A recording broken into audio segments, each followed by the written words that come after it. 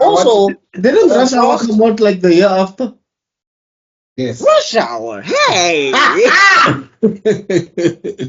Boy.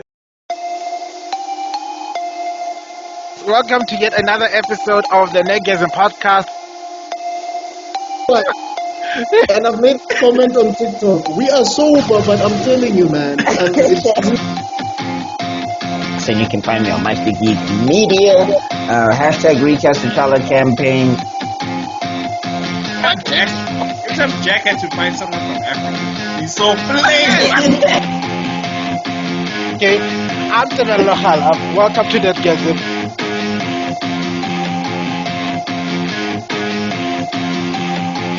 Hey, what's up, you guys? Welcome to another episode of the Nerdgasm podcast with my awesome foursome.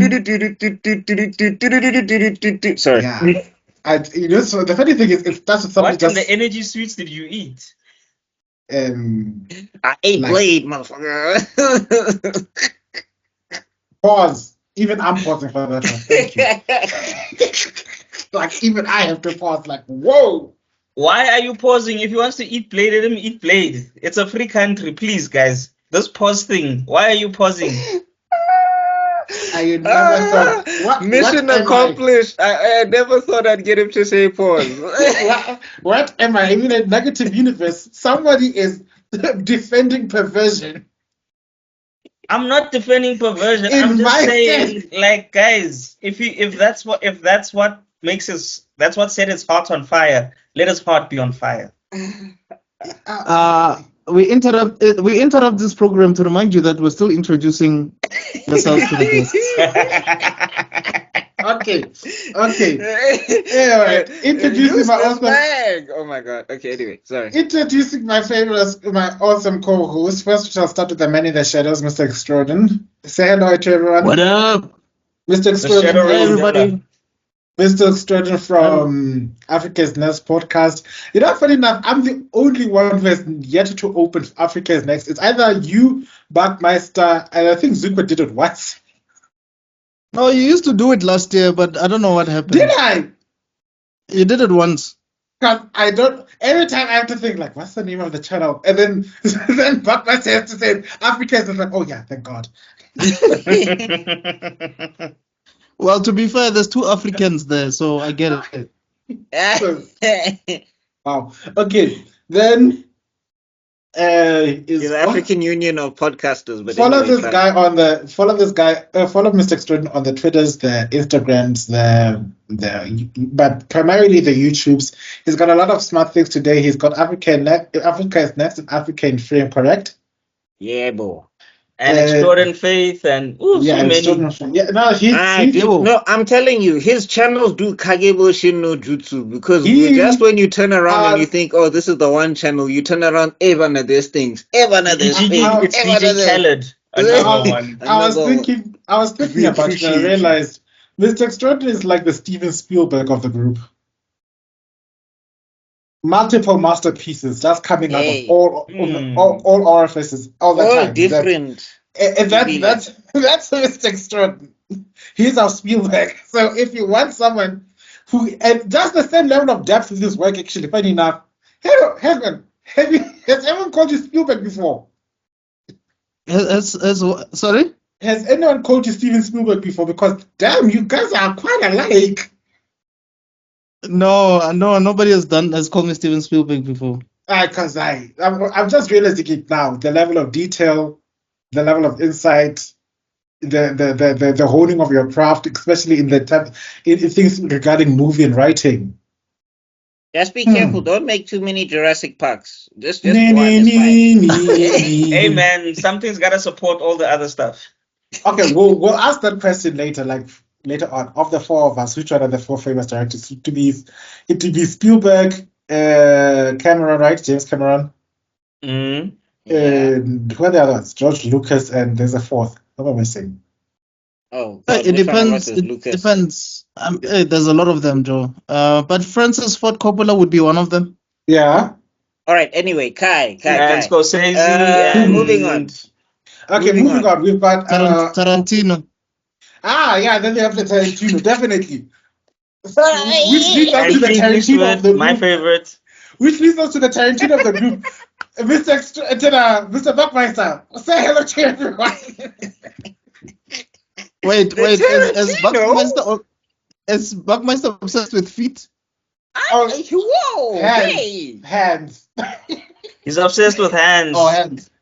Oh yeah, that fits. That works. Is there dead nigger storage? I'm that guy. Say what again? Say what again?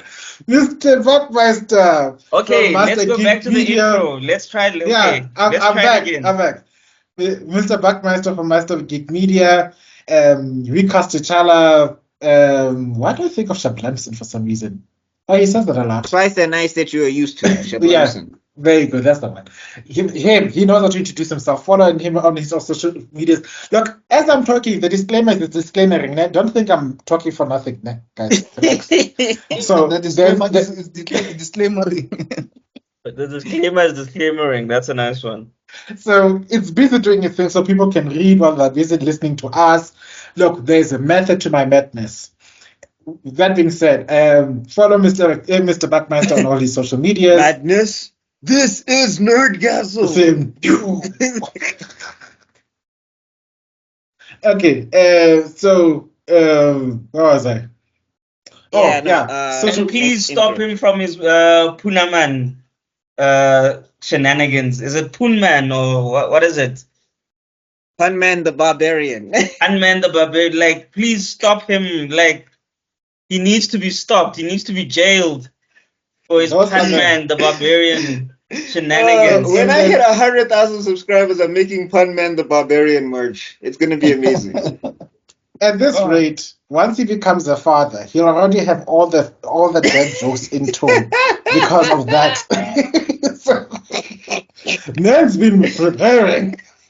Yo, he's gonna be dad joke central. Whenever I see that TikTok, and especially when it's like this TikTok from a year ago, I already go, oh Lord, brace yourselves.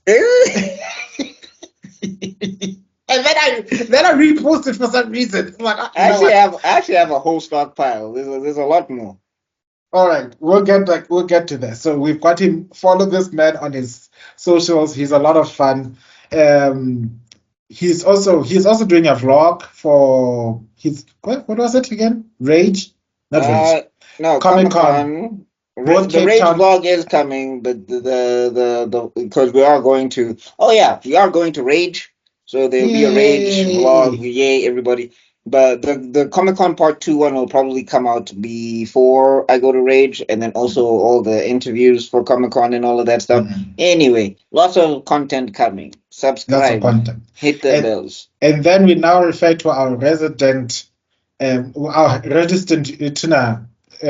translator, I call him. The man who translates our geekness to normal English, normalish. Normalish.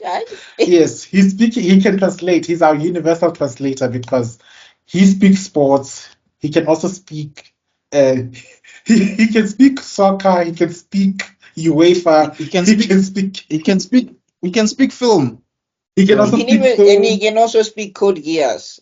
Man is multi-talented. This man, he's a secret agent. Umlilo. Our resident Fire Lord Zuko. Say hi to the adoring fans. And yes. when the sports guys are looking at us and they're like, why are they bigging up these guys? They are Katsuki and whatever. It's like, okay, think of the Springboks. All right, you've got your Sia Kolis. That's him. So you see that man, and then you look at Pain. Yeah, you see. Hey, but guys, Rasi is definitely Madara because he's the mad genius behind the scenes. Like, oh my soul. Great. No, actually, he's Black Zetsu because you don't see like he's the mad genius behind the scenes. So he stabs Madara in the back. All part of my plan. All part of my plan. Hey, anyway, so also Zuko is our de facto pretty boy because every person who's perving about who's got the best looks is always looking at this one here. So Zuko is it's that married man he's Riz. taken, guys. It's that married man Riz. Every time, like I don't, women, you guys need to explain it to me. Why is it when we're in relationships we're You all attractive? come up. When we're You out all- of relationships, I'll there's no explain it to you chance. guys. It's very simple. Ga gona opo batang monna o sa batleng. So if you are single, you are not wanted. But if you are in a relationship, then that means that you've got something. And then I want to see what is that something. A man is an ex. You know. Monna ke selepe wa adimisa. How many things are there? Because the one that keeps on going in my head is Monna Hashwa Bolau. Because that look, all in conclusion is this. Men are the problem. We the victims. We're the victims here. Oh God! Is this a red pill? Is this a red pill podcast just sitting now? here, all committed and shit, and then Nenana with your twerking and your belly buttons monomo and yanong renatisi monomo. We're the victims. I literally put a full on paragraph because there was somebody who released a TikTok saying, you know, ladies, when you're wearing those tights during summer and your nyash is being seen by everybody on earth, and now if a guy and now you don't mind that somebody don't put the nyash away. Don't put the nyash away. Like the public service announcement. Don't put it away. Can I finish let me finish my analogy quickly, because he's basically said, like, when it's out there in public and when you have a crush on the guy, you're happy that he's looking at the nyash, it's okay. But when it's some creep that you don't like and he's staring, it's suddenly harassment.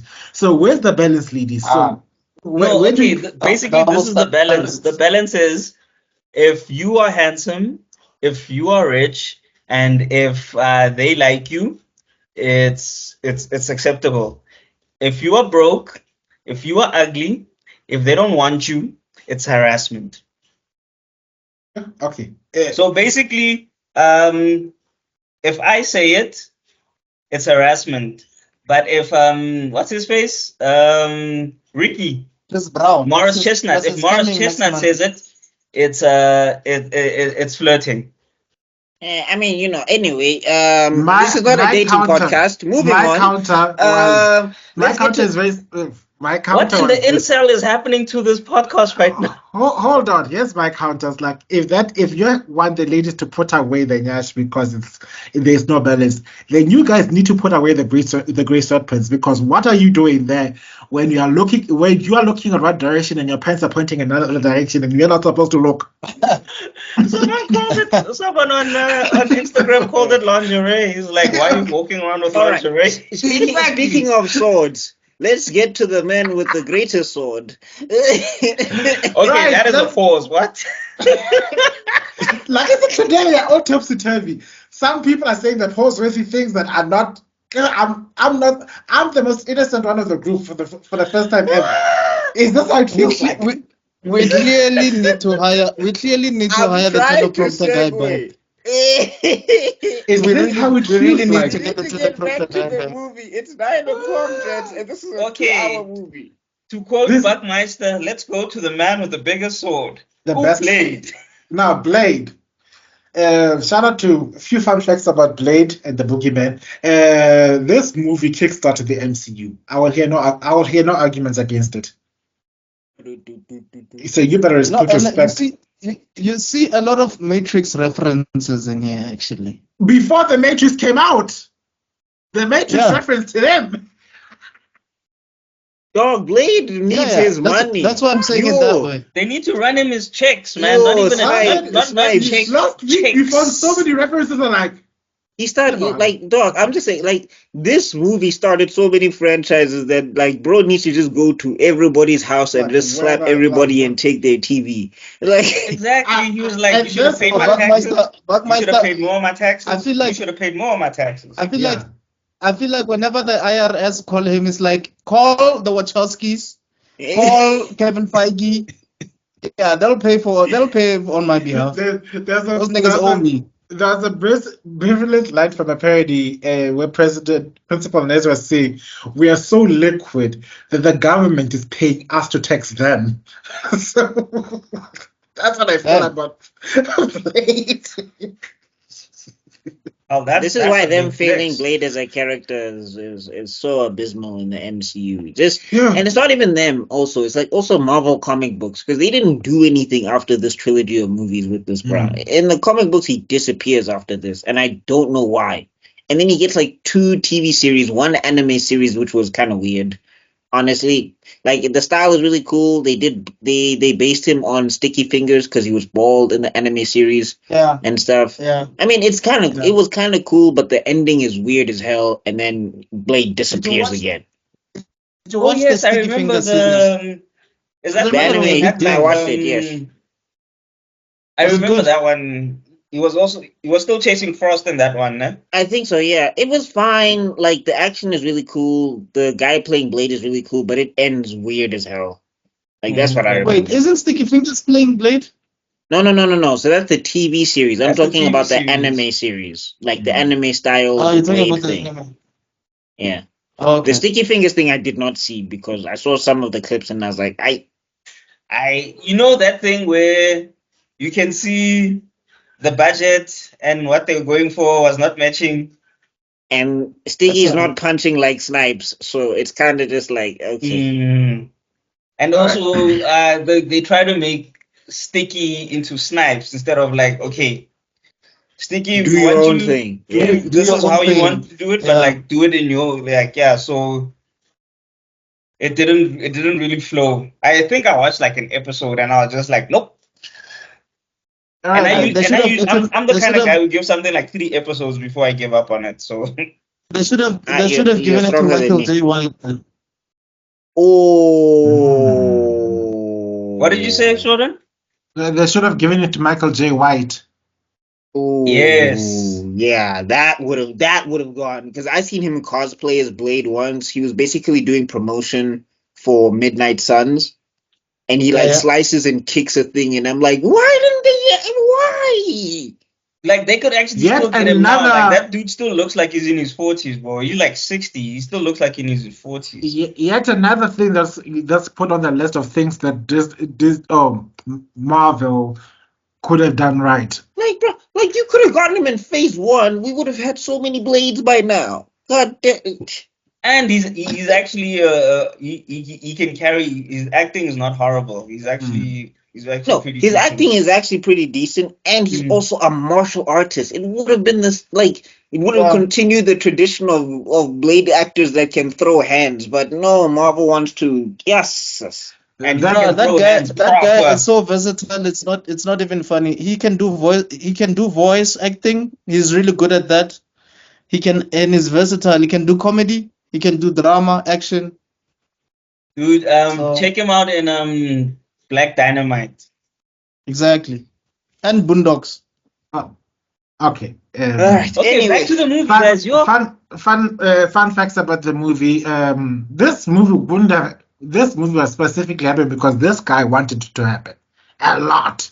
And the only reason it went through the cracks is because it came at the back of one of the worst years of there's 2 stories. There's 2 stories to it. So originally he wanted to do Black Panther. Yeah. And they said no. Yes. Yeah. Yes. Which, guess what? The anti-recasters, other actors wanted to be T'Challa too. Bon surprise. Yes. Yeah. And also, hope you all catch the flu and stub your toes because T'Challa is not recast. Whoa! Somebody is choosing violence. Thank God. You see, this is why we have a disclaimer. Don't forget that they must get splinters as well. Yeah. Yeah, just the little one that takes like 2 minutes to take out. You know that little one that's annoying? You know that little one that you literally have to slice your finger in half to take it out because it's so small. Even worse, I want that extremely painful splinter to be in your testicles. So that's too far. I was just gonna say I want you to walk on a Lego. I was like, I want you to walk on a Lego at night. That's all I was saying. You must give in to the dark side. Hey, Palpatine. I just wanted to add 2 things. One is that it was written by David S. Goyer. This is the same guy who also wrote Blade 2, and he directed Blade 3, and wrote Blade 3, and he wrote Batman Begins, The Dark Knight. What happened to his pen in Blade 3?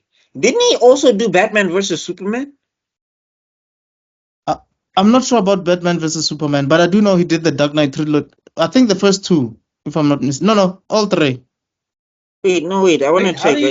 How do you do all that and then you give us Blade 3?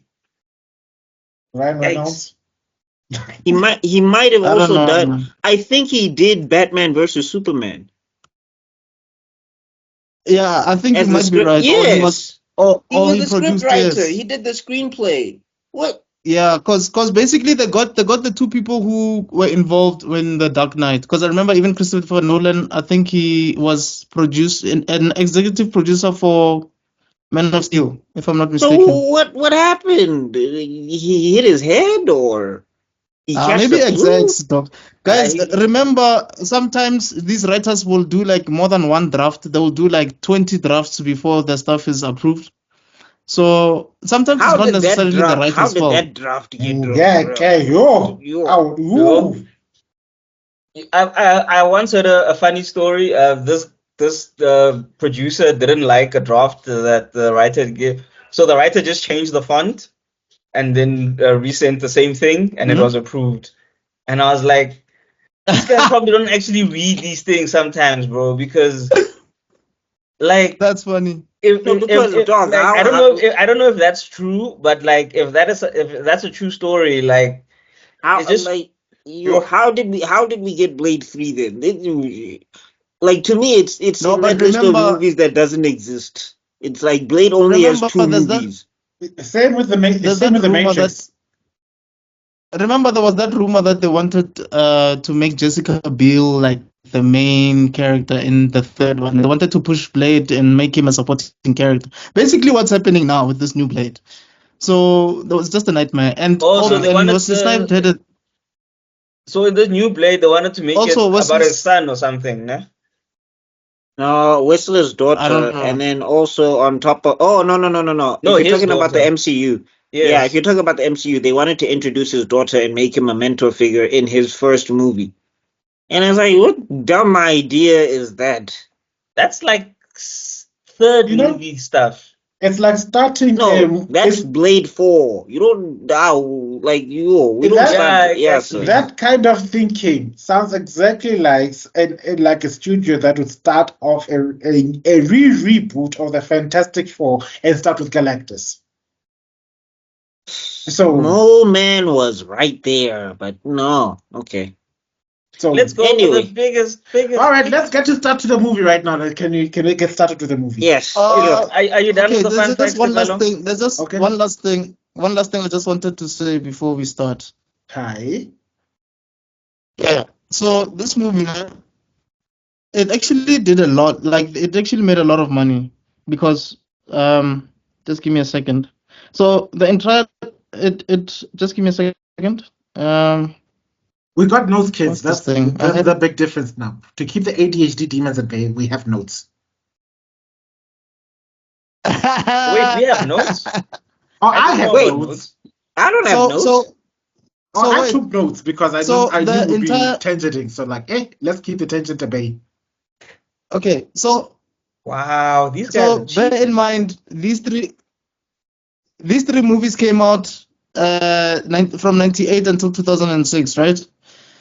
They made 417 million at the box office with a budget of 164 in total, right? Mm-hmm. But then the first one that came out in 98 had a budget of 45 million and it made 131.2 million at the box office. This is 1998, guys.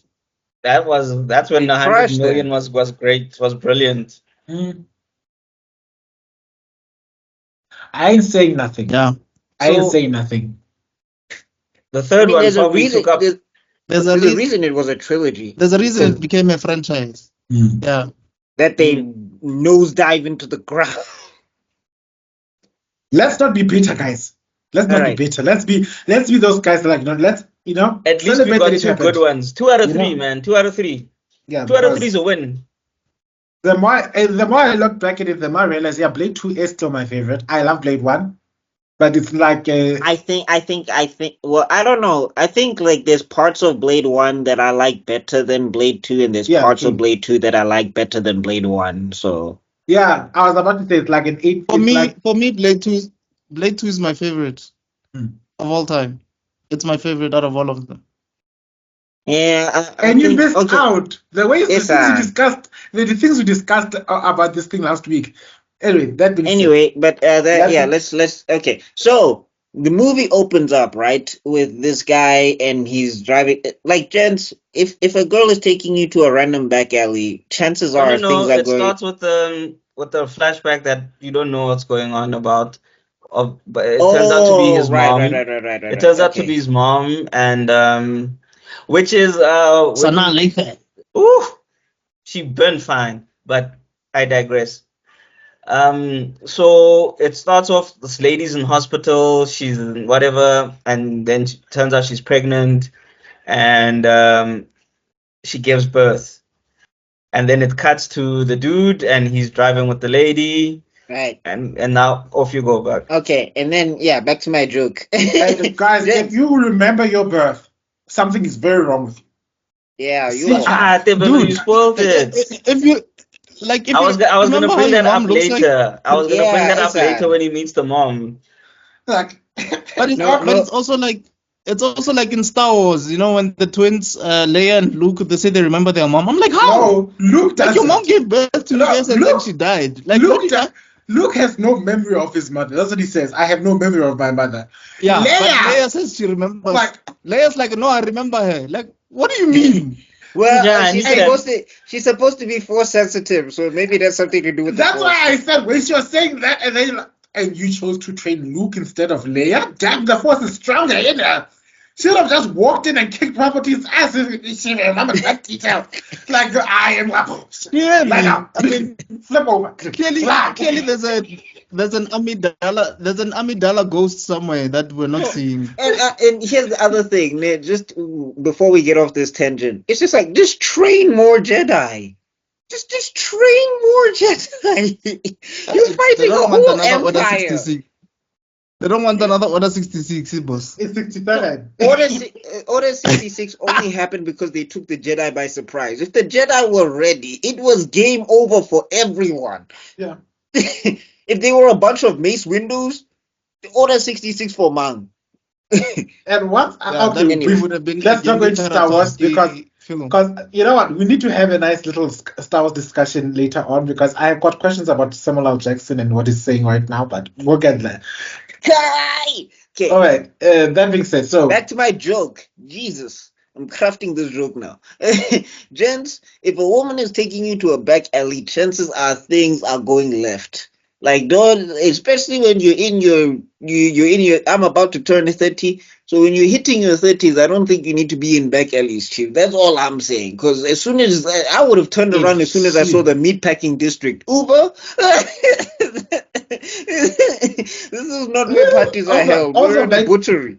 Back in the good old days where we thought clubs, you know, these super exclusive fancy clubs with the ish. What were we thinking? I will reserve my comment because I have been to the dingiest places and I have come out there and going like, yo, that was lit. So let me guess. What in the ecstasy? Remember, I've never partied basically in Pretoria. I only came to Pretoria like end of 2019, and then it was COVID. And then, but I'm saying, Zooks, if a woman took you to the back of a meat packing butchery and it's like you have to go to the corner, and then she starts speaking a language you don't understand. No, I'm gone. I've lived in Joburg. That's when I know what human trafficking 101. It's time to disappear. Situational awareness.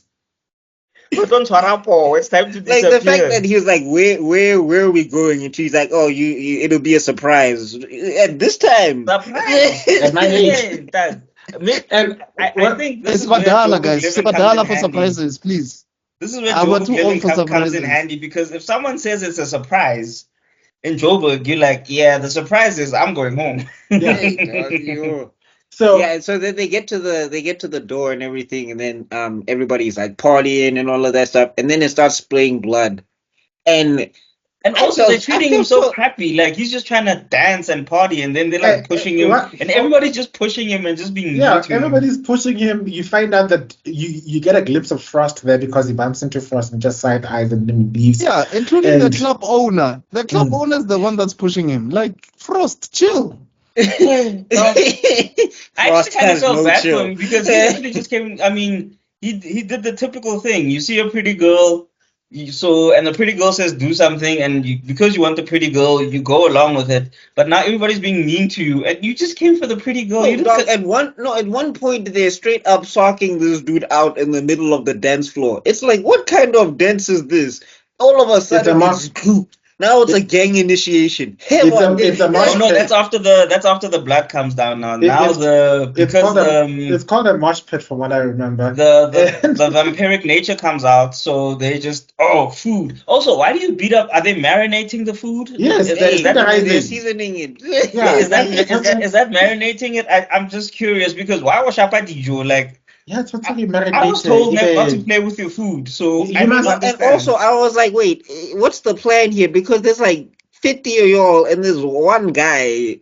And then you guys are so much stronger than him. Why is everyone beating him up? Like, I'm also, sorry. like, how did he get in there? How did he get in? It's a silly gripe. How did he get in? Why is he got walked into the club. Like remember? He walked into the club. He's that like he hasn't been. He wasn't annoying. He wasn't hey cocky. He wasn't like doing it. He literally just came, got pulled by the girl. He tried to dance with it, but everybody's just beating him up like he did something. Oh, sorry. I thought you guys were talking about Blade. Oh, all right. No. And then that guy if I was that guy, Blade is guardian angel, dog. I'll send him like $5 every month just because. What I liked about somebody I think one of these old reviewers said it quite well. It was like, we are given a point of view of the world of vampires by this character who gets beaten up, right? And at that moment, it's got all the intros to like a typical scary movie. He's out of his depth. He's in this world. He's alone. He's clearly the target prey. And then, just like that, the subversion hits where you realize the vampires aren't the scariest thing in the room. When you see those pair of black boots, and all those vampires are like, it's the Daywalker. Oh, crap. How did he get in? You know what's awesome also, just another side note. Christopher Nolan also did something kind of like this with Batman, which I found very fascinating. So you see in The Dark Knight when the Joker comes in and everybody's like scared of the Joker and all of that stuff, and he's like, do you know where he is? Do you know who he is? And all of that stuff like that. Yeah. And then basically when Batman comes onto the screen, it's kind of like a shock for the audience. Yes. Because it's a shock for the bad guys, but it's also a shock for the audience because you weren't expecting Batman. Like, we were expecting Batman, but we weren't expecting him to come out like that. So I thought that was really cool. And with the Christopher Nolan, you can also see there's a built-up intention, especially with the music, because they had to hold the strange violin effect in the background. It kept on building and building, and then he was busy talking about how did you see how it got the scars, and it kept on building, and the tension was building, and then she fights back. Like, I like a woman with a little fight, and then tension breaks. Actually, fun fact: Michael Caine was actually petrified for real when he saw that, because initially he was not convinced that anybody can replace Jack Nicholson. But when he saw Heath Ledger in that role, as the Joker in that role, he was legit scared. Recast T'Challa. But moving on back to this movie. Heath Ledger, my original. By the way, Heath Ledger died, and guess what? They recast the Joker twice. Another one. But yes, anyway, let's do it. Let's honor T'Challa. Okay, now I'm sounding like I'm making fun of Chadwick, and that wasn't the intent. I'm sorry. No. You're making fun of all these people who keep thinking that he is. You're making fun of these people who think that he's Black Panther for real. They think he was born here in Africa somehow. Yes. Anyway, Moving on. Speaking Xhosa like that, anyway, no comment. Ish. Moving on. So yeah, we get to this, and yeah, it's that same feeling. Which Dark Knight. Hey, the man. Blade needs to be collecting his checks, man. Blade is supposed to be a billionaire at this point. Blade needs billions. Hey. Okay, so so the water sprinklers come out. Turns out to be blood. The vampires start beating up on our poor victim, and as they're beating him up, he gets beat to like basically the front, and then you see these boots, and then it's basically goes quiet, and the music is still playing, but it goes quiet, which is it's actually pretty cool and weird when you think about it, because how is it quiet but it's still noisy? And then all you hear then is just it's the Teboka, it's it. And then I think it was though. I think it's that thing of when you're so scared, like what's this? Like you're focusing on the thing that's terrifying you, and everything else is kind of like drowning out. So that's like, to me, that was an indicator of how afraid they are of Blade. It's just like the party is over. I don't care how much the music is blasting. And they were running, and they shout out one. How did he keep himself clean when all that blood was busy doing anything? But it stopped by then. By the time he came in, the shower had That's stopped. why Blade took so long. He was like, he was busy crawling in that bath, in that shower thing. And then when they show their shoes, that's when they turned off the sprinklers. Yeah, I'm saying I see what But remember, the sprinklers were basically like here, and where he was not where the sprinklers were. Shout out to Blade's Restraint. We didn't know that he was a halfling back then. So we thought it was some just cool guy. But as a halfling, all that blood, and you're just feeling disgusting. But remember, he took his vitamin, vitamin low blood. He took his sugar pills. But and also, how did he get in? I'm still asking this question. The same way he got out through the hole. He's Blade, Chief. He's Blade. That's horrible. That's horrible security, dog. They can't stop him. They remember that episode of I don't know if it was an episode of Batman the Animated Series. I'm trying to remember. It might have been an episode, or it might have been a movie. Anyway, I think it was an episode where that guy opens the door. I'm saying he opens the door and he sees Batman and he closes the door. And he keeps quiet. No, nothing there. He's like, nope, nobody's there, nothing there. You don't think some vampire was like, that might be Blade, I'm going home? The sun's about to come up in 10 hours. I need to go home right now. And also, I think it's also a case of Blade. Blade were riding on the coattails of how arrogant the vampires are. They are so supremely confident that they're the biggest predator in the pond, that they don't think there's another bigger, better wolf out there that could possibly come to this nightclub. I mean, there's so many other vampiric nightclubs out there. Why would they come to this one? You know? Little did you know that... Surprise, motherfucker. All knives, motherfucker. And long sword, motherfucker. Spikes, motherfucker. Garlic, motherfucker. Shotgun with spikes, motherfucker. With that came the action sequence. Oh, by the way, shout out to... And it still holds up well, eh? Yeah. Shout out to Blade in a trench coat with sunglasses at night. Yeah, indoors. He's the only one. Indoors. He's the only one it works for. It kind of sounds familiar when you look at the first Matrix. Yeah, look, I'm gonna get there because there's a specific scene. I'm like, no, is here. This is plagiarism, life. And somebody said that they can't possibly have been copying each other because this movie and the Matrix was 6 months apart from Blade. But I'm thinking somewhere along the line, someone was like, Kakashi was on set. We need to change the scene. But we don't have enough. But remember, guys, there's also reshoots, eh? There's reshoots. So some things could just be like, ooh, I just saw something and we need to add this in. Yeah. I think Lawrence Fishburne was calling this guy every time he knocked off, nigga, you won't believe what these niggas are making us do. It's the other one wrong. Because now they're making me look like you when you need a serum. because they're talking about Zion and someone has to rescue me. My man, what's going on here? Right. Okay. Back to the thing.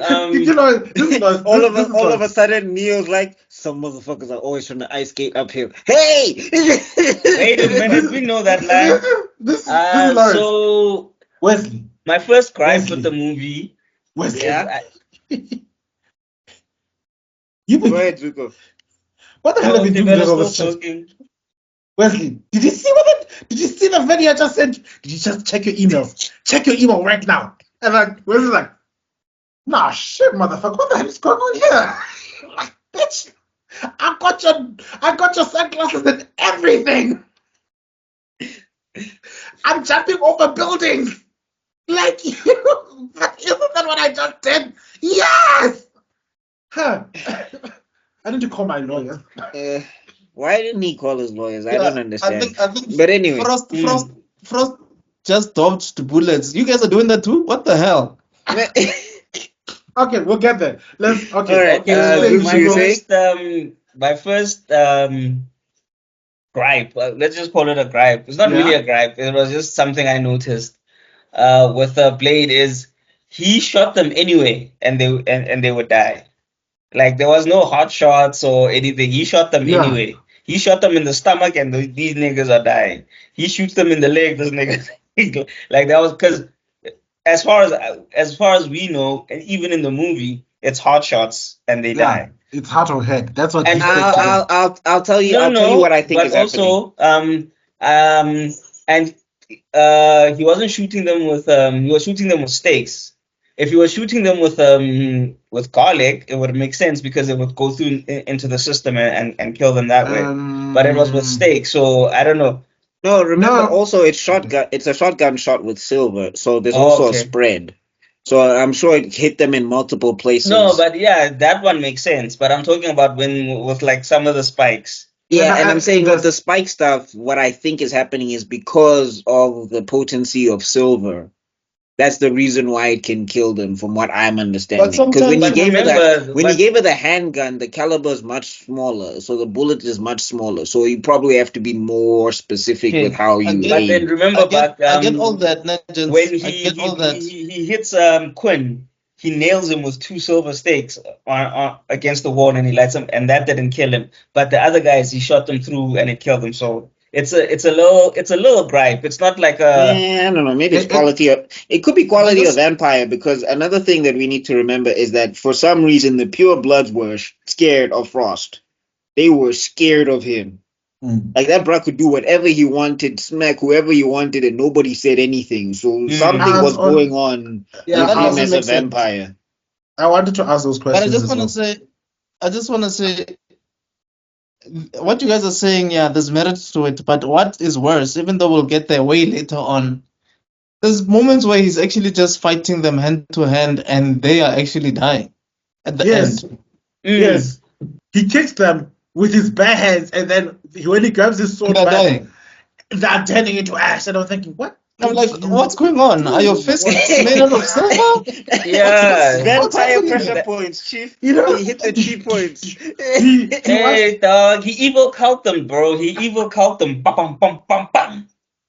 So anyway, like I said, it's just a little tiny gripe I noticed now, but it's not it doesn't take away from the awesomeness of it. I can offer an explanation, but if you want to be hard about the rules, then yes, it's No, the only explanation that makes sense is the shotgun one. The shotgun one makes sense, but with the spikes, it doesn't make sense. No, that's what I'm saying. I'm saying it, like, if I want to headcanon it could be because of the potency of the silver or the type of silver or whatever the case is. Yeah, but then like we could even say that maybe he pokes a vampire with 2 silver stakes and nothing happens to him. Yeah, but I'm saying maybe the ones that he was using were dipped in the garlic, and the one that he was using was not. Who knows? Look, you are picking at straws right now, but you are like. I don't know why. I said I was headcanoning. You are in hell trying to find a snowball, dog. I said I was headcanoning. You're in hell finding a snowball. That's the best one yet. Yeah, but anyway. Action is awesome. Wesley's doing his thing, like pa pa pa, and you can also see in the different styles he uses. If you've watched MMA and things like that, you can see in this, like, especially when he's on the ground, it's a lot of capoeira type stuff, and especially his front kicks. But then when he's doing hand to hand, it's more the kung fu type fight styling. So it's pretty cool. And yeah. Hey, you want to notice something hilarious in this movie? You'll notice it a little bit later, but Wesley never lets himself get beat up hand to hand by a white dude. There's only 2 times that it happens, and they weren't white people. Yes. Yes. Wow. I died. I laughed so hard. I'm gonna watch it again. I'm gonna watch it. My headcanon is that he got a brief training stint with T'Challa. Like he after meeting Whistler, like in fact he got trained by T'Challa, then he met Whistler because Whistler was trying to kill vampires, and then he found out that this vampire is attacking during the day and isn't dead, and he survived by ass meeting. Somebody trained this person, and then little does they know. It's so funny because it stood out to me. Like every time he's fighting white people in this movie, he is waxing the floor with them. Anyone else, they can get a punch in Yana. They can do something. So, okay, and one of my favorite things is what? I think the more we talk about this, the more I'm glad that Will Smith didn't take the Matrix. Otherwise, it would have just been a copy of Blade. True. Like, period. True. So one of the things I also liked about this movie is this is actually a very brilliant. If you look at it in terms of film, it's a very brilliant intro. They give you an intro of this pregnant woman, and you don't know what happens. And then they give you this guy, and then you see, okay, there's vampires here and everything. And then you see Blade, and like, okay, Blade is killing the vampires. And not a lot of convo has been had, but a lot of context has been given. And the nice thing, because they didn't also spoon feed you the first scene, so you're kind of thinking, oh, the Daywalker, wait, is he the thing? But you're not making the direct line that, okay, the baby from the first scene is Blade, which means you're still thinking about that scene, but while also watching. But if you were reading comic books at the time, you're just like, oh my god, they did it. Yeah. Like, yeah, that's but I'm talking for the people who don't. But I'm just saying, like, on both, it works on both ends because this is what happens when you read freaking comic books. Anyway. Oh, okay. You meant the writers. Yes. Okay, yes. I want you to also add. This is. I just wanted to, in confirmation of what you're saying, guys. Not every movie has to start with a whole lot of exposition and talking. I mean, Star Wars did it right with the whole title screen. Until they did it wrong. Yeah? Until they did it wrong. They did it right until they did it wrong. Lord of the Rings gets it right, gets a free pass because we've got someone, Kate Blanchett, that voice you can't resist. Also, and it feeds into the rest of the movie. It's not just backdrop. Yeah. Like what she's saying actually factors in later. Like a perfect example of this, Marvel, Eternals. That intro that you guys did, not only does it not feature into anything, it's so boring. Nothing that was said in that intro ever plays out in the movie later. I'm trying to connect to why you had to open it with that stuff, because if you open it with just a movie and there was no context missed. Yeah. No, and then also we need, like you're saying all that with context and everything, but also if it's narrated by somebody with enough presence, because the only other people that I can give an example to would be Patrick Stewart with the X-Men, the X-Men 1 and 2 specifically. You can't discourage the fact that when he says mutation, yeah, that mutation speech, perfect. But then you get to other movies where you're thinking, it's not necessary. I'm looking at you, Last Airbender. It's not. Woo! We don't talk about that here. Yeah. So also, the great thing, you see the different weapons that he uses. Yeah. He starts with the shotgun. he uses the gun, he uses the spikes, and then he uses that cool double blade thingy. It's that one that looks something also, like this. It's called a shuriken. Also, like the thing is, you get to also see that Blade is kind of a show off. Blade is kind of a flexer. He's having the time of his life, you know. And then also there's the sword, so like it's freaking awesome how he's just so like, you literally see, and also all of this without any words. All they've said is this dude is a skilled fighter. He's skilled with weapons. He's skilled with his hands, and he's skilled with different kinds of weapons. He's skilled with gun weapons, and he's range, and he's also skilled with stabbing weapons. And all of this with no words. No, he was trained in the mountains of kill vampires for 10 years before he went leash to the wilderness. But also showed him how to flex on vampires. But also, guys, the whole reason, in my opinion, they used this doctor in the first place is so that they can explain through her. Like yes, and that's another brilliant thing, because they got the doctor, and also you'll see later why that opening scene was important with the doctor. And no, also, I mean, it plays throughout the movie, which is really cool. But I'm saying, just getting back to him for a second, I think the reason why he used all of those weapons was because he just wanted to see how creative he could get. Blade was experimenting. You can't tell me otherwise. It ties in with at the end is like so he kills all these guys, and then the others are running away. They're like, they don't want the smoke, and only basically like the security stay, and then he kills the rest of the security. And then he kills this guy and then he gets to this guy called Quinn. He hits him with 2 spikes against the wall, and then he's like, I'm getting tired of chopping you guys up, so I've decided I'm gonna burn you. I'm gonna try something new, fire. And then he sets the dude on fire. With big plate. I just think that, yes, you're right about the experiments, but also in his mind, he's thinking, he doesn't know the number of vampires he's going to face. Hence, there's long range and short range. So, shotguns for the guys at the back, and then knives or whatever for the guys in front. And then if there's anybody else that's coming around, I'm going to shuriken them or battering them, whatever you want to call it.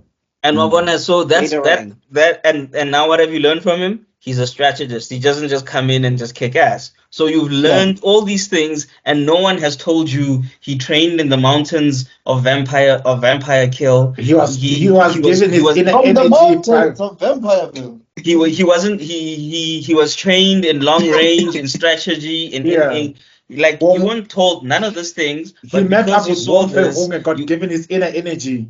And this is another thing where, like, too many movies, they like to explain things like, yes, he did the flying sword trick. He learned that from the mount. We don't need to know that. We just need to know that he knows it. I think it depends, because exposition is cool if you do it right. Exposition can be great, but the problem is with modern day movies nowadays, I think the problem is always their timing when it comes to exposition. They want to give exposition after the character has done something. Like, if it was a modern movie now and Blade will throw a kick and then Whistler will come in from the side, that's the mountain crane vampire kick. He learned that in 1945. Why are you telling me now? I want to watch this guy fight. Are you telling the groovist this? Are you telling the guy who's apparently traumatized? Okay, I think the only time these things work, honestly. Guys, it's almost 10 o'clock. We're still on the opening scene, eh? Okay. No, I just wanted to say, I wanted to play devil because I've got no one but anime to blame for that, because in anime, it happens all the time. We've got the Piccolo character go like, he's using this technique. Look at that one. But they're quick. But it's quick. It's quick. It's in and out. I don't need that's what I wanted to say. Flashbacks. Yeah. So after he sets the dudes on fire, he checks on the. Okay, sorry, you were saying, Extrodin? It's relevant. Extrodin?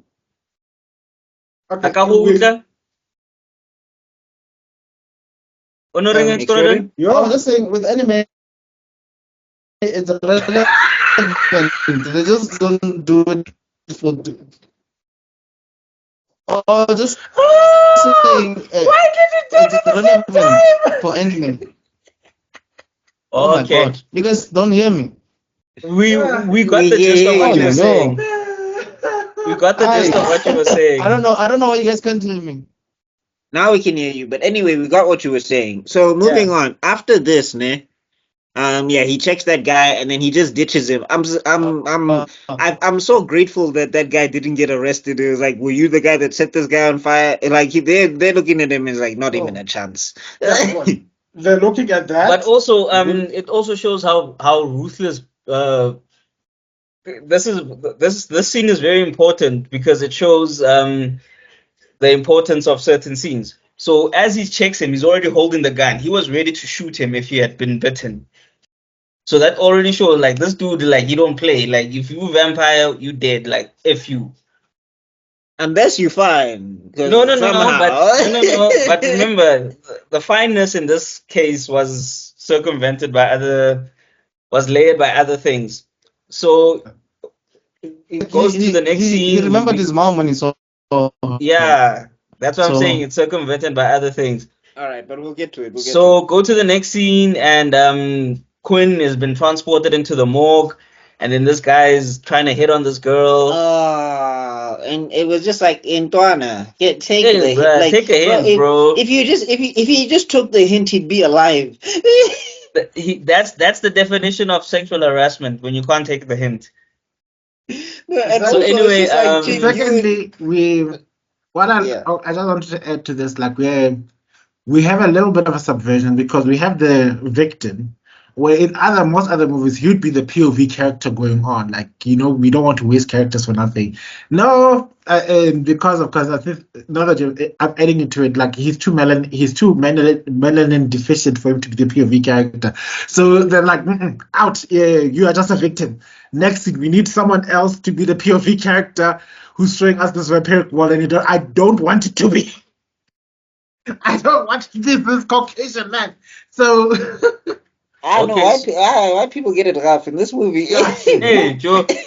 Okay, so what was the name again? Karen, ne?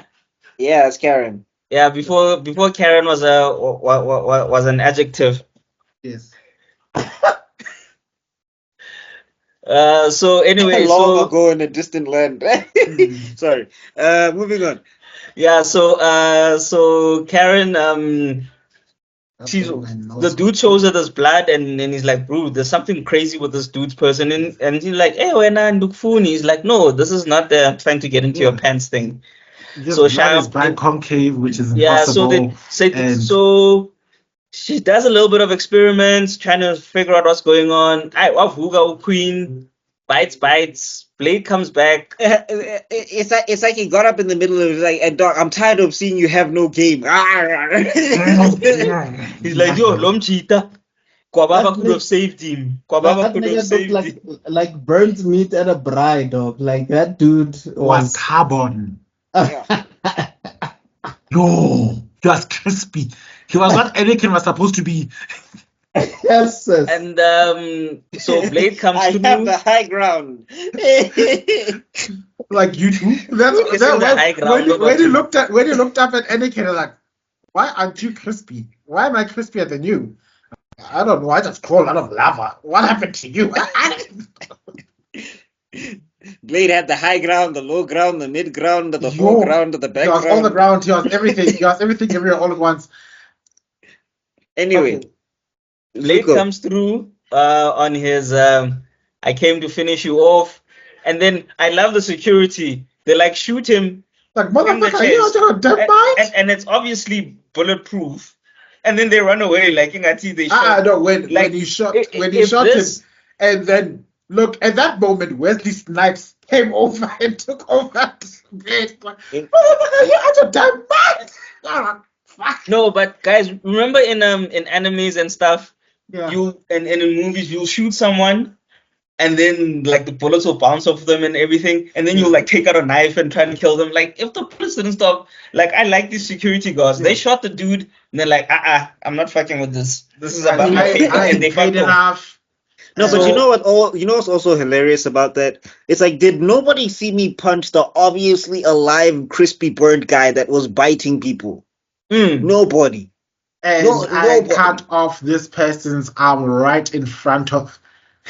And it disappeared. Like he was right on. It's because she's black, ne? That's why. Yeah. That's why. Also, so okay, cool. And then he's about to walk away. He sees Karen, and then he has flashbacks to his mom. And she actually kind of does look like his mom. So once again, the evil cult. Once again, the evil cult. So Gently needs his paycheck. God, it's the evil cult. So that shows why he did this. So it shows why he picked her. He didn't just pick her up randomly because she's pretty. It tugged on his heartstring, and yes, the pretty didn't hurt, but it tugged on his heartstring. 2, it shows like with the first victim, he checked, he was ready to pop him, and then when he saw there was nothing wrong, he let him go. With this one, he can see she's bitten, but because he remembered Umama Ake, and then he just couldn't leave her. And then also, what's up with the security? You're trying to rescue someone, and you are shooting at them, like, hey, bruh, like, and you are. Dog, it's fine if one person is shooting because they're aiming, but if all of us are shooting, like, okay, look, we could have hit. They could have hit Karen, bro. Like, I know they're black, but like, goddamn, police. My brothers in America do not take offense when I make this joke, but America, yeah. We shoot first, buddy. We shoot first, buddy. Ask questions later. We shoot first, buddy. With that being said, also, we don't care about the victim as long as we got the bad guy. Another compiled evidence for the Matrix copyright is the fact that Blade jumped out of one building into another like it was nothing, and the Wachowskis were like taking notes. So like, yo, they were on set, Evil. Like, what? Oh, you don't say. Write that down. Really? So, okay, cool. So he jumps out. The police, everyone is. No, wait. First he chucks. He chucks Karen, a person who's been bitten in the neck and has lost blood, and she's just like, she can probably make it. Whoops! Dude, I just love how she screams. And then was a thing. You can just see the energy runs out from her scream because she's like, ah! I just found it. It's like I just found it so funny. I just laugh because I was like, you could have probably jumped with her, my guy. Like, I feel like that would have been much safer. Exactly, you could have just like fireman carried her and jumped with her, bro. Like, there was no need for that. And are you telling me she let her that jump without breaking any nothing? Well, she dislocated her shoulder. Yeah, she dislocated her shoulder. If that's all that happened, Blade, it must be a mathematician, physical scientist, calculating the possibilities. That feat alone, he was a basketball player, though. He must have been a basketball player that before. Feat alone. You know what he did? He did that hidden figures maths. Now, guys, I'm telling you, that feat alone proved that they must be living in a simulation. There was a simulation. Yeah, and also, actually, when you think of that building, actually looks like the Matrix buildings, like the one they threw them on. It looks like a Matrix building. So anyway, Blade gets Karen there. He jumps there, and then the cops are still shooting while Blade has the the kidnapped victim. He's not even like the kidnapped victim saw. Like, this is the victim, and Blade has got her like this, and they're shooting like like. You guys, what did you get? Are you trying to rescue anyone? No, and then Brad comes with a bigger gun. It was like, these little guns are not enough. I need a bigger gun. Or what? You? So anyway, yes, is dislocated. He takes him, and then he takes her back, and then we get introduced to Whistler. We gotta pause though. Okay. Shout out to her. Dislocated shoulder, and Blade just says, "Ha." And she's just like, yeah, thug it out. What kind of doctor are you? No, but remember also, she's also half delirious. She's also lost a lot of blood. So she's also not fully aware of everything. Bruh, that nerve will wake you up. Who among you here has actually dislocated or broken any part of their bodies? This I broke. You have maybe? My wrist. And I also got hit by a car when I was a kid and I broke my leg. So I've got 18 stitches on my foot. because my ankle snapped like a twig. Trust me. There's no amount of blood. Then I'm the only one that doesn't have any broken things, I guess. Yeah, I also don't have any broken. It just almost I fell badly on this one, and the bone kind of the bone almost popped out. But then my mom was a nurse, and she just put it like back in, and it was fine. So you were carrying. Huh? So you were carrying. Your mom gave you the anime doctor treatment. That's what anime doctors do. Hey, bro. I can. You know what? Screw medical. How old were you when this happened? Anyway, nigga.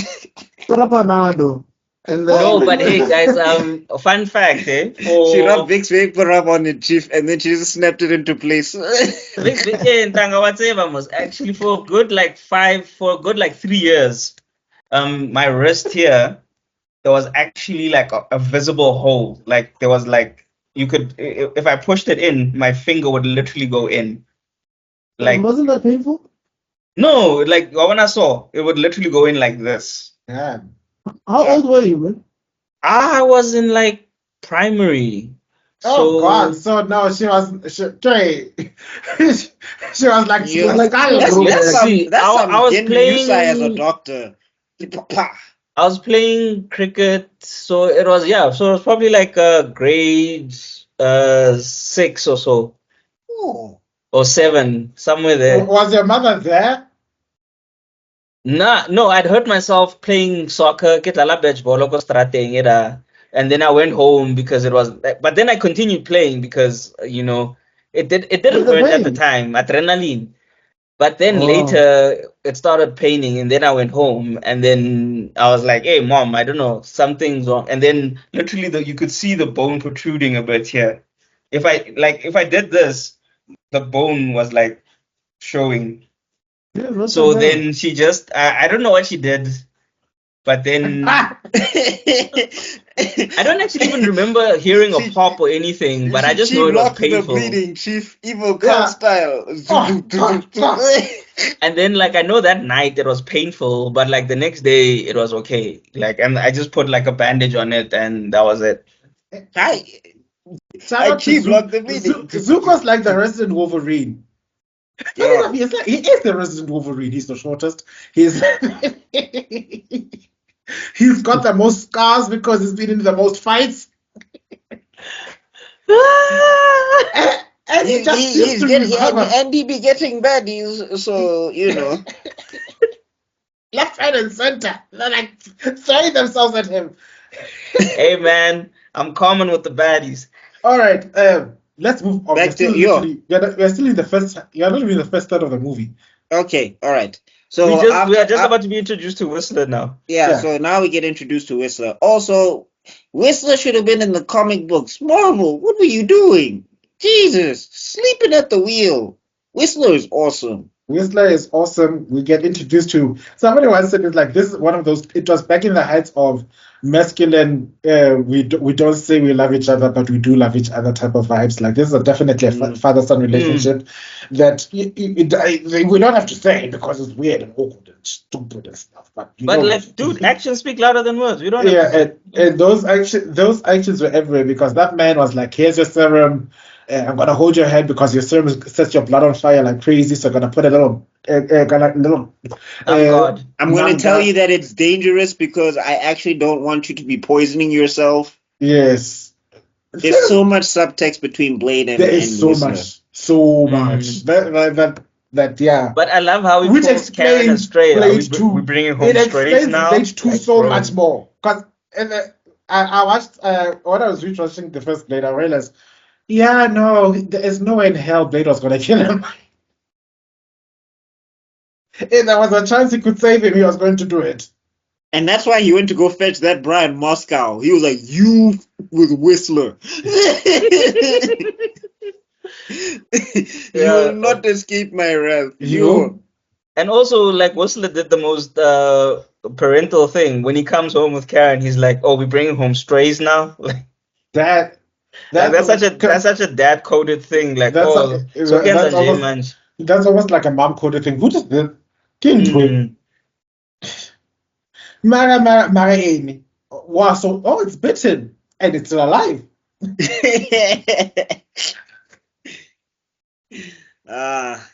Yeah, so then anyway, then Whistler gives her a garlic thing. Extrodin, you still there? Yeah, I'm still here. I'm actually just thinking about how Whistler is kind of like Alfred in a way, because he's busy working on certain things, weapons and gadgets and stuff like that. This is Blade is basically Batman without a budget. Nah, he creates one budget, Chief. He jacks people. Hey, dog. He'd be like, oh, vampire, nice Rolex. The way he beat this. Okay, we'll get to that scene where the familiar. So yeah, then he gives the serum to Karen, and he's like, maybe you'll make it, maybe you won't. You got a 50-50 shot. Of course, she's like the quasi love interest, which I wish they kept her around. Me too. Because honestly, she was better.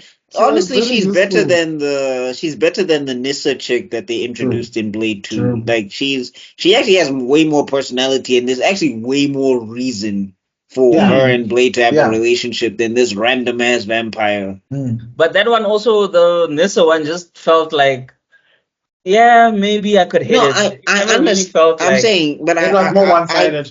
I kind of understand where Nissa was coming from. Yeah. I kind of get it, but I'm saying this one was a much stronger connection. Yes, I feel like this one they should have kept it going, because if she had come back in Blade 2, I think that would have enhanced Blade 2 even more. Yeah. I want to say, like, and I also love how frank they are about it. Like, they're talking about it like, hey man, you might make it, you might not, good luck to you. Good luck to you. Ball up top. Hey dog. They're just like, yeah, hamburger. Maybe you live, maybe you'll die. And she wasn't now. She wasn't all about that shit. It's not like, listen, I'm going to figure out a cure. I'm going to fix my. No, that's another thing that I like about this character, is that she is active in the plot. Yeah, and there is a reason why she's there. And even though she's not a fighter, like, you can see why she, like, first off, she creates one of the most powerful vampire killing weapons known to man. And then also, like, why she's there, because she's just like, I won't make it unless I'm around these dudes. I mean, I don't want to be here, but if I'm not here. Because I like the way Marvel, just go back to your old way of writing strong female characters. Né? This is a template right here. Yeah. Thank you. Look, and also remember, she never shouted, she never yelled, but you saw her personality, you saw her intelligence.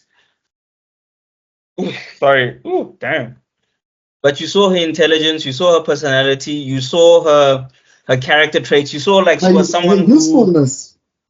And not even usefulness. You just saw someone like who was like, okay, this is the situation. It's fucked up. Let's do something about it. She wasn't just like, oh my God, Blade, what are we gonna do? Save me. But the way Blade kept we also saw her. We also saw her thug out the dislocated shoulder.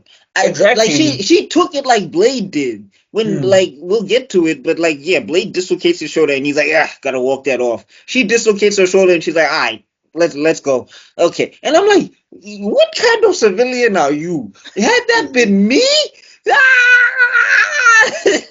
Man, they would have heard me They would have heard me in Joburg. They would have started, like, the way I would have screamed. They would have started playing the Super Saiyan 3 music when Goku went Super Saiyan. What the hell's going on? In power level. No. Anyway. Okay, and this is also nice now. Only now, remember, there's been someone died in hospital. There's been 2 action sequences. There's been and 2 action sequences, and there's been gunfights and sword fights and everything. And only now do we actually get an explanation of what's happening. Yeah. When Whistler's thing. So this is also because now you like into the like obviously you knew Blade was about vampires and stuff if you came in, but like you go in and like what's happening, and now like 20 minutes, 30 minutes into the movie, only now they explain to you, oh, by the way, vampires are real, and this is how we kill them, and so it works, and thing. And you're like, so that's also a very cool way of keeping the movie going, but also keeping you informed on things. Utilizing a character that doesn't know anything about what's happening to them to explain the plot to the audience. And the lore, because remember, every vampire thing will have its own lore. Yeah. So this was a great way to say, okay, yes, in this vampire world, silver works, garlic works, but no, crosses don't work. Sunlight works. And things like that, So now okay, in this world, A works, B doesn't work. So now it also makes you understand when these people are dying and everything, why they're dying. So it's the what other scene happens here? Oh yeah, Blade does get exasperated by this woman more often than not because he's the one who keeps on yelling. It's like, your world wasn't real. It was a sugar copy. We gotta get to that. So then what happens is that they give her the medicine or whatever, and they send her on her way, and they're just like, and Whistle's just like, yeah, buy yourself a gun. If you start turning, you probably should shoot yourself. Yeah, if you start getting thirsty. Because it's way better than what someone else might do to you. It's way better than getting spin kicked by Blade and then you get uppercutted into a roof. Because he'll take care of business. Yeah, you don't want to turn into ash now. Gotta dust them all. Marvel, Endgame. Hey, what? Hey, you did dust effects. Hey! There are no new ideas under the sun now. Let's just admit it. Yep. It's just better packaging. Because I've been saying Endgame has stolen from StarCraft for years now. I've been singing that thing from the top of the mountain. That portal scene is a direct bite from StarCraft, and I will not hear any excuses. Just because you don't know the genre, you don't care about the genre, you don't care about Blizzard, stuff like that, doesn't make it any less true. Facts about it, you all stole it. Russo brothers. Anyway. But basically, for something that kicked off the MCU, they bit from Blade. They've been writing. And then what they'll say when we point it out? When we point it out, they'll say, yeah, but it's most ours, so we can bet from. How about you put it on the damn platform then? What they're gonna say is that everything is inspired by everything else. So this must have been inspired by this thing, just like how Beyonce's Single Ladies video is inspired by this other video from 1977 or something like that. God. At least give Blade the reverence then, because that's not what you guys do. But anyway, because at least Beyonce said like, "Oh, I got this idea from this," and she referenced it and she showed it, and people know. Some people are accused of stealing, but anyway. But they hate Beyonce, so Beyonce will say hello. Beyonce before we do, I personally would like to thank Beyonce for letting me talk about her right now without anything happening. So, thank you, Beyonce. Yeah, okay. just in case. Yeah. Okay, so after they give her the serum and they tell her about the vampires and what works and what kills them, and they give her advice if she gets a little thirsty and water's not killing the thirst, she needs to little pop one in her head. They let her, and then Blade just like drops her, and she's like, "Wait, you're just gonna drop me just like that, bro?" Yes. And Blade is like, "Hey, man." Hi. It's been also a thing, a film technique I also these days. There's when they're driving and it's just quiet, so it basically just gives you a moment to absorb everything that has happened. And I think a lot of that is like everything just happens a lot in movies these days. Like it rolls over from one scene to the next, to the next, to the next, to the next, and there's never just a time to take a breath. And that scene where he's driving and you see the sun is looking pretty and everything, it just gave you a moment to absorb everything that you've watched. I think that was that was a nice scene. They front loaded it with action, and more action is about to come. So I think they needed a moment of quiet. It was like a good pacing technique. Yeah, and nothing was said, nothing was done. So you don't need to now concentrate on like, okay, what's being said, what thing. So now you also just get to calm your mind, relax, and like, oh, okay, so Blade does this, and it was like, it was a good 30 seconds. I think they did that for. So it was really just calm down, and then shit happens again. Yeah, and I think a lot of the new movies, they don't have that. Like, it's literally action after action. By the time it's over, you're like, yeah, the latest movies are designed for the ADHD, but they didn't take from them. No, but even Huna with ADHD were even just like, "Hey, chief." No, I'm saying, let me get into that. That time to copy the ADHD lifestyle without learning from the ADHD movie masters for the evil cult. You must learn from the evil cult. If you want to make it for the ADHD, you must follow the formula from the evil cult. Then we'll be all confused. When is that movie? When is that one coming out? Because I actually want to watch it now. Not the evil cult. Our review. Because I'm not watching the evil cult again. Oh God. Okay, I think they're going to be releasing Blade this weekend, and then it's going to be the Lord of the Rings. I don't know, the Lord of the Rings part 2. Okay, no, we'll talk about your schedule a little bit later. Then it's going to be the evil cult. Anyway, that being said. So yeah, and then she gets to her apartment. Then she gets gifted a little garlic and silver. Yeah. Yes. Mace thing.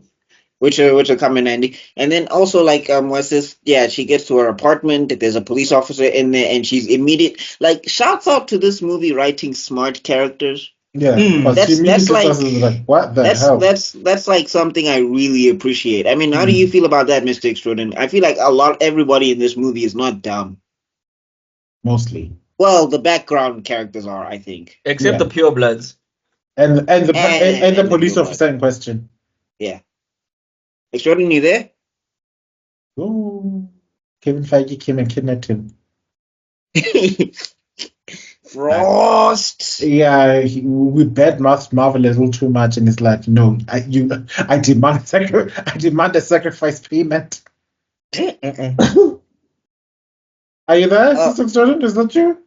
Yeah, no, I'm still here. Yeah. Okay. Oh, yeah. I was saying, like, how do you feel about everybody being smart in this movie, which I think was a good choice? Yeah, look, man, David S. Goyer took it seriously. Remember, at this point in time, man, the comic book industry, the comic book movies were still not taken seriously. Remember, it was still and it came at the back of that. Yeah. Yeah, so he wanted to make sure that everybody is treated with respect and is actually treated nicely here. Yes, yeah, there are some loopholes here and there, but it works for what it is, and it's not convoluted with a lot of characters that are trying to sound smart for the sake of sounding smart. Everybody knows what they're talking about. They're experts on what they're doing, so that's why it works. Yeah, what happened in Blade, my guy? The pen was not on fire anymore. Hey man, the check cleared. He didn't care anymore. After you get your millions, man. Hey, the kids were going to private school. He was like, I sing right. Yeah, well, I mean, it's like that guy with Pokemon. He had one hit and he retired. I want to be the very best. After that, he was like, but I'm sure that guy probably he lives in a nice house. His kids went to private school. Off one song, bro. Hey. Anyway, after, because the thing I like about the scene is that 1, she's immediately suspect. 2, she starts asking questions, and 3, if you look at the scene carefully, she's always keeping her distance. Because the thing is, she wants to, like, and also, like, this actress, I think she really, I don't know her name, but I think she really did it for you right now. It's Boucher, right? I'm not sure I'm pronouncing that right. Yo, sounds African. It does. Boucher, right? So she probably comes from Wakanda. Because it's literally N''Bushe. Yeah, because she's Boucher, right? Daughter of she should have just whipped out the Dora Milaje the spear. The Dora Milaje. Have you ever seen wherever the Dora Milaje happen to find themselves? All of a sudden, that police officer finds himself surrounded by like 500 bald women. What the hell? Look, in 20 years' time, all this will make sense. So yeah, and you can see that she's keeping her distance because, like, she wants to latch on to a police officer. You can see it in her face. She's like, somebody normal. But then she's like, wait, Blade told me that they're everywhere, and also this guy just got into my apartment without my consent, and I know I closed the door because I thought these guys were following me behind me, so I know I closed the door. And then that bruh, no composure. Oh, no composure. Immediately flips. And he's like, and also it's like, dude, I don't think you're that smart because you can't murder somebody in their apartment and people saw you go in there and you were a police officer. True. And also, if you're gonna do that, use a knife because then you have the excuse of you were checking on her because she was or you were checking her apartment looking for clues because you thought she was kidnapped. So you have the perfect excuse for going there. But then use a knife and like I came in and I found her there. Don't use a gun because he wanted to take out his gun. Like, but anyway. And then Blade was there doing the worst. No, first Blade pops out Batman style. It's not only Batman that does it. Let me say ninja style. He pops in ninja style. And then, like, that's another thing about Blade. Like, also there was a moment that we should refer to when he gets introduced to Karen, when basically Whistler's like, I'm Whistler, you've met Blade, and Blade decides to land as silently as possible, just to be like, boo. Yes, and then you've met Blade, and he's already holding a shuriken. Like, hi. Yeah, like, are they threatening her? Because she's trying to run away. Like, what are you guys doing? Were you going to kill her? Yes. What are you doing? He's Blade, Chief. He sleeps with blades. He probably was like, oh, okay. He's probably like napping and twisting blades as he sleeps. I'm not sure Blade he lives it for real. But anyway, so he pops up, and does he not just like he beats this bra like so severely? And the other thing is, I felt sorry for her apartment. Like, no, she even goes like, "Can you not do that?" Like I just bought this table. You know how expensive this thing is. Nigga, this was like a Black Friday special. Chill. No. What I liked about that is that you get to see that Blade isn't quote unquote the hero trope. You know what I mean? Like, you'd expect for characters like, I don't know, the Supermans or the Spider-Mans in the world, like there's a moral fiber. If you are a damn familiar, you are part of the problem. If you are part of the problem, you are my enemy, and I will not give you any space to breathe. Him and Vegeta would get along very well. But he didn't have to, like, he's Blade, he's got super strength. He didn't have to fuck up her apartment. Yeah, like, he had to turn her apartment into a WWE TLC match. Tables, ladders, and chairs, because he's just choke slamming this guy. At one point, there's a rock bottom. He could have just been like Batman. Where is Frost? Where is he?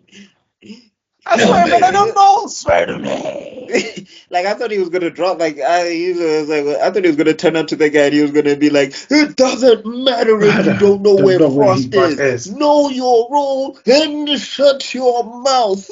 And then, is this where it tells her she needs to learn how to pull the trigger? No, so first off she's mad that she's like, you used me as bait, and he's like, get over it. Get over it. And I think this is where he tells her you live in a candy-coated world or whatever. No, we'll get there. No, it's after this. It's after this, yeah. Yeah. So then smacks him around, then they take him to the street, and it's just like, you're gonna tell, like, that's the other thing. NPCs in this world mind their business. People are walking like, is beaten up at gunpoint, and nobody's saying like, "Hey, hold up, dog, 911." This is Dan. This is exactly what's happening now in Dan. Like, people are just minding their business. In Dan, it's a different dimension where things happen. The one you want to think of is called Sakamoto Days.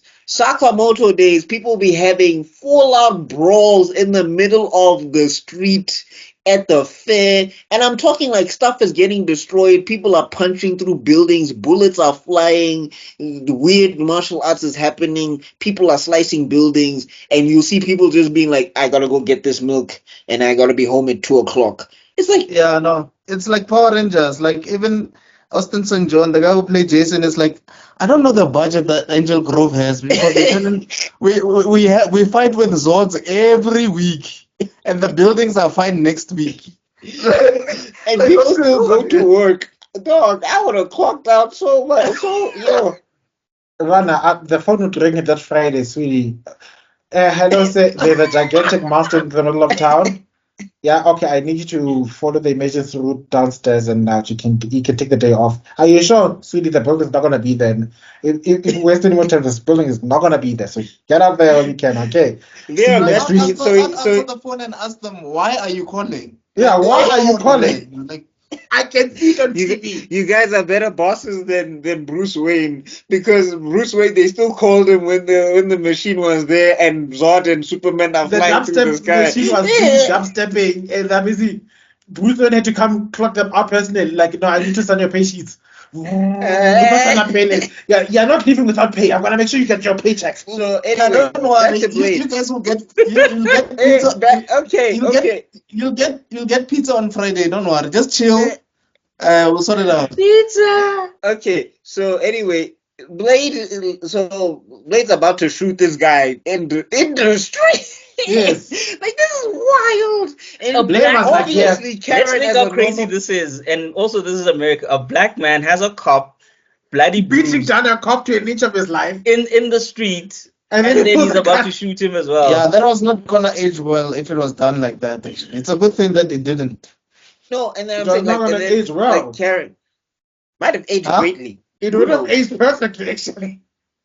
But anyway, what's this? And then Karen, like a normal person, is like, you people in the street. Yes, that's when he tells them, like, you are living in a clinical world. Yeah. Here's the real world, and here, you know, for you to survive, you've got to pull that trigger.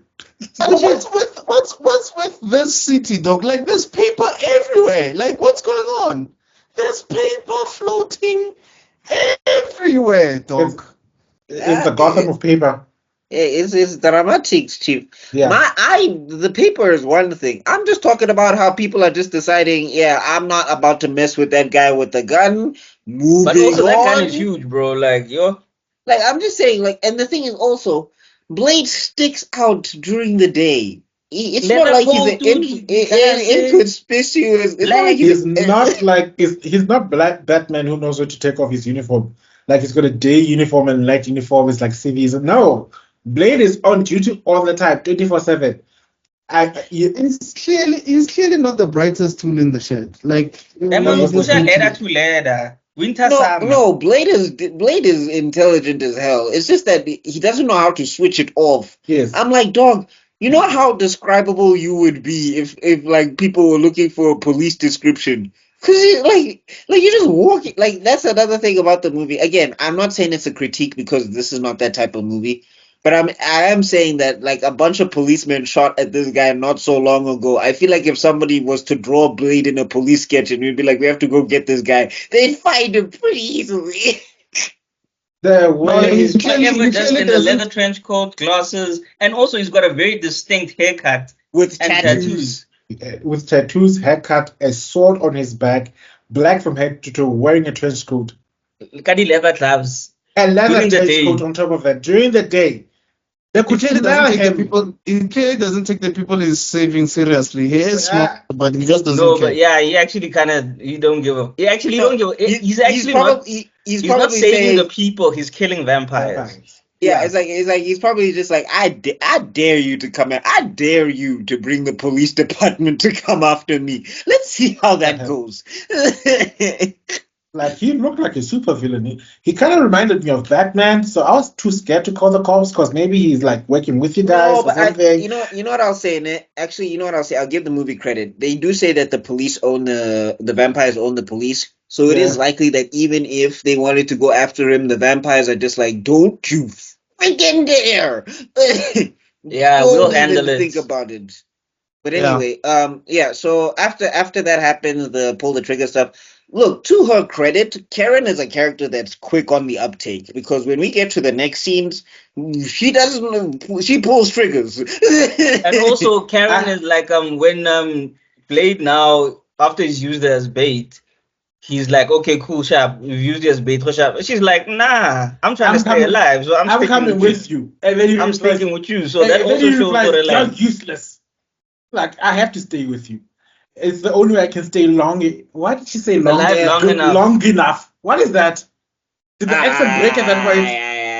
No. She stay alive long enough when I know this is nerdgasm, but come on. That's long enough. That long enough. I was long enough, long enough. Isn't long enough. But that's what you're saying. Watch the scene. I'll watch it again, but isn't long enough. I know you. Maybe it was supposed to infer she wanted something long enough, but that's not what we're doing here. This is all you guys. I was just commenting on the accent. You're busy commenting about other things. You see, I'm the pure one today. Why did your mice go to the gutters? Why? What's going on? Tebello, Maga. That's a guy. Yes. After you take a shower and then you take a bath, you are still not the pure one. Please. Look who's talking. Please. Hey, I'm innocent. Yeah, I don't know why you're pretending. Anyway. Let he who is without sin cast the first stone. You know how many sins you have? You've named this podcast, Chief.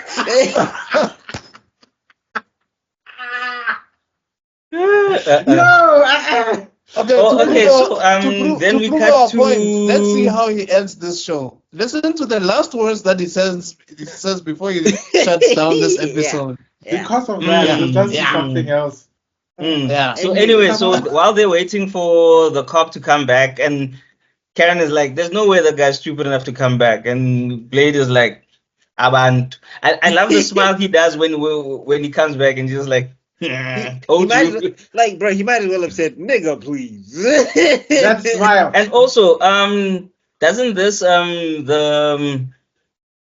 not the pace of the shot, like when they're following him and everything, not the pace, the whole light of it, doesn't it remind you of early Fast and the Furious movies? Yeah. Fast and the Furious, hey. The first one. Yeah, like the lights. Car. The cars and the lights and how the cars are lit in but when you're longer enough is coming in. The data battles have run out.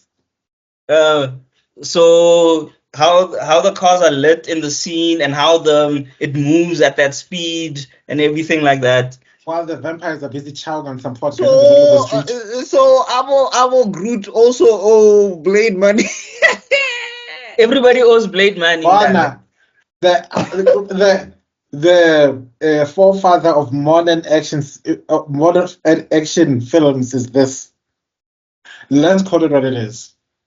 He is the one. How did Snipes go to prison for tax evasion, guys? They should have been paying his taxes for him, bro. The Illuminati. It's a content's fault. That doesn't make sense. The checks this man is old now. Where the conspiracy theorists had right now, like, no, they just saw that this African man is going to be too powerful. No, we need to do something to put him away. I think Ryan Reynolds saw this coming and it's like, you know what, we need to get him back before people catch on, because the bill you guys have on this guy, Kevin, listen to me, bring him back and say that there can only be one Blade. And jeopardize that other Blade project. Trust me. Otherwise, this lawsuit. The amount of money we stand to lose. Oh my God. You'll have to sell one of the Disneylands. What? Yeah, you'll have to sell the Japanese Disneyland. No, we like the Japanese Disneyland. Do you still want it? Yes, but then you'll have to make sure this happens. You better make sure you bring him back. And then Blade pops up in the office. Some motherfuckers are always trying to ice skate uphill. Where's my money? Anyway, moving on. So then that guy goes in. Blade follows him, and of course, Blade is not done hitting him with a 100-hit combo. So first off, they do this thing where this is the way to do it. So people like to, I don't know if they like to recreate the scene or whatever the case is, but they like to do this thing where the hero has to walk to a club and the guy's like, "Do you have ID?" or something like that. And the mistake people make with this is that they always want to put in some witty one-liner, and it's like, you don't need that. Here, Blade smiles, and he's just like, yeah, you know what's going to happen next. He took off his glasses. He doesn't take off his glasses for anyone. And I didn't even, like, to show you that I wasn't watching anime at the time, I just realized today that the dude was speaking Japanese. Because I watched it again today for the first time in like ages. Funny thing, I was looking at the cast list, and guess what they called him in the cast? What? Oh, God. If you Google the first Blade movie, and you check the list of characters, if you just scroll down, I don't. What flop guy? Japanese doorman. Wow. Specify. That's funny. But you know, I just want to say something quickly. One thing I do like about all the Blade films that Wesley Snipes does is his facial expressions. Because I mean, he's mostly in glasses all the time. Yes. But you can see his emotions even when he's wearing the glasses because he has to like use his face a lot in his acting. If that makes sense. Especially his eyebrow work, like it's crazy. So then he does the intro to Stone Cold and then breaks the glass. And then he walks in like Stone Cold most. They should have someone played that music one time. No, but also that karaoke was fire though, eh? No, like for real. Yeah, no, they were going in, Chief. They were going in. He ruined a good time. But anyway, he goes in there and I think that's the first time I heard Japanese rap, but I didn't know it was. Yeah, it sounded dope. But anyway, then he goes in there and he keeps hitting that guy with the 20 hit combo. Yes, like Blade was beating that man like a drum. It was like guru guru guru guru. Nah, he beat that man like he swore at his mama. Like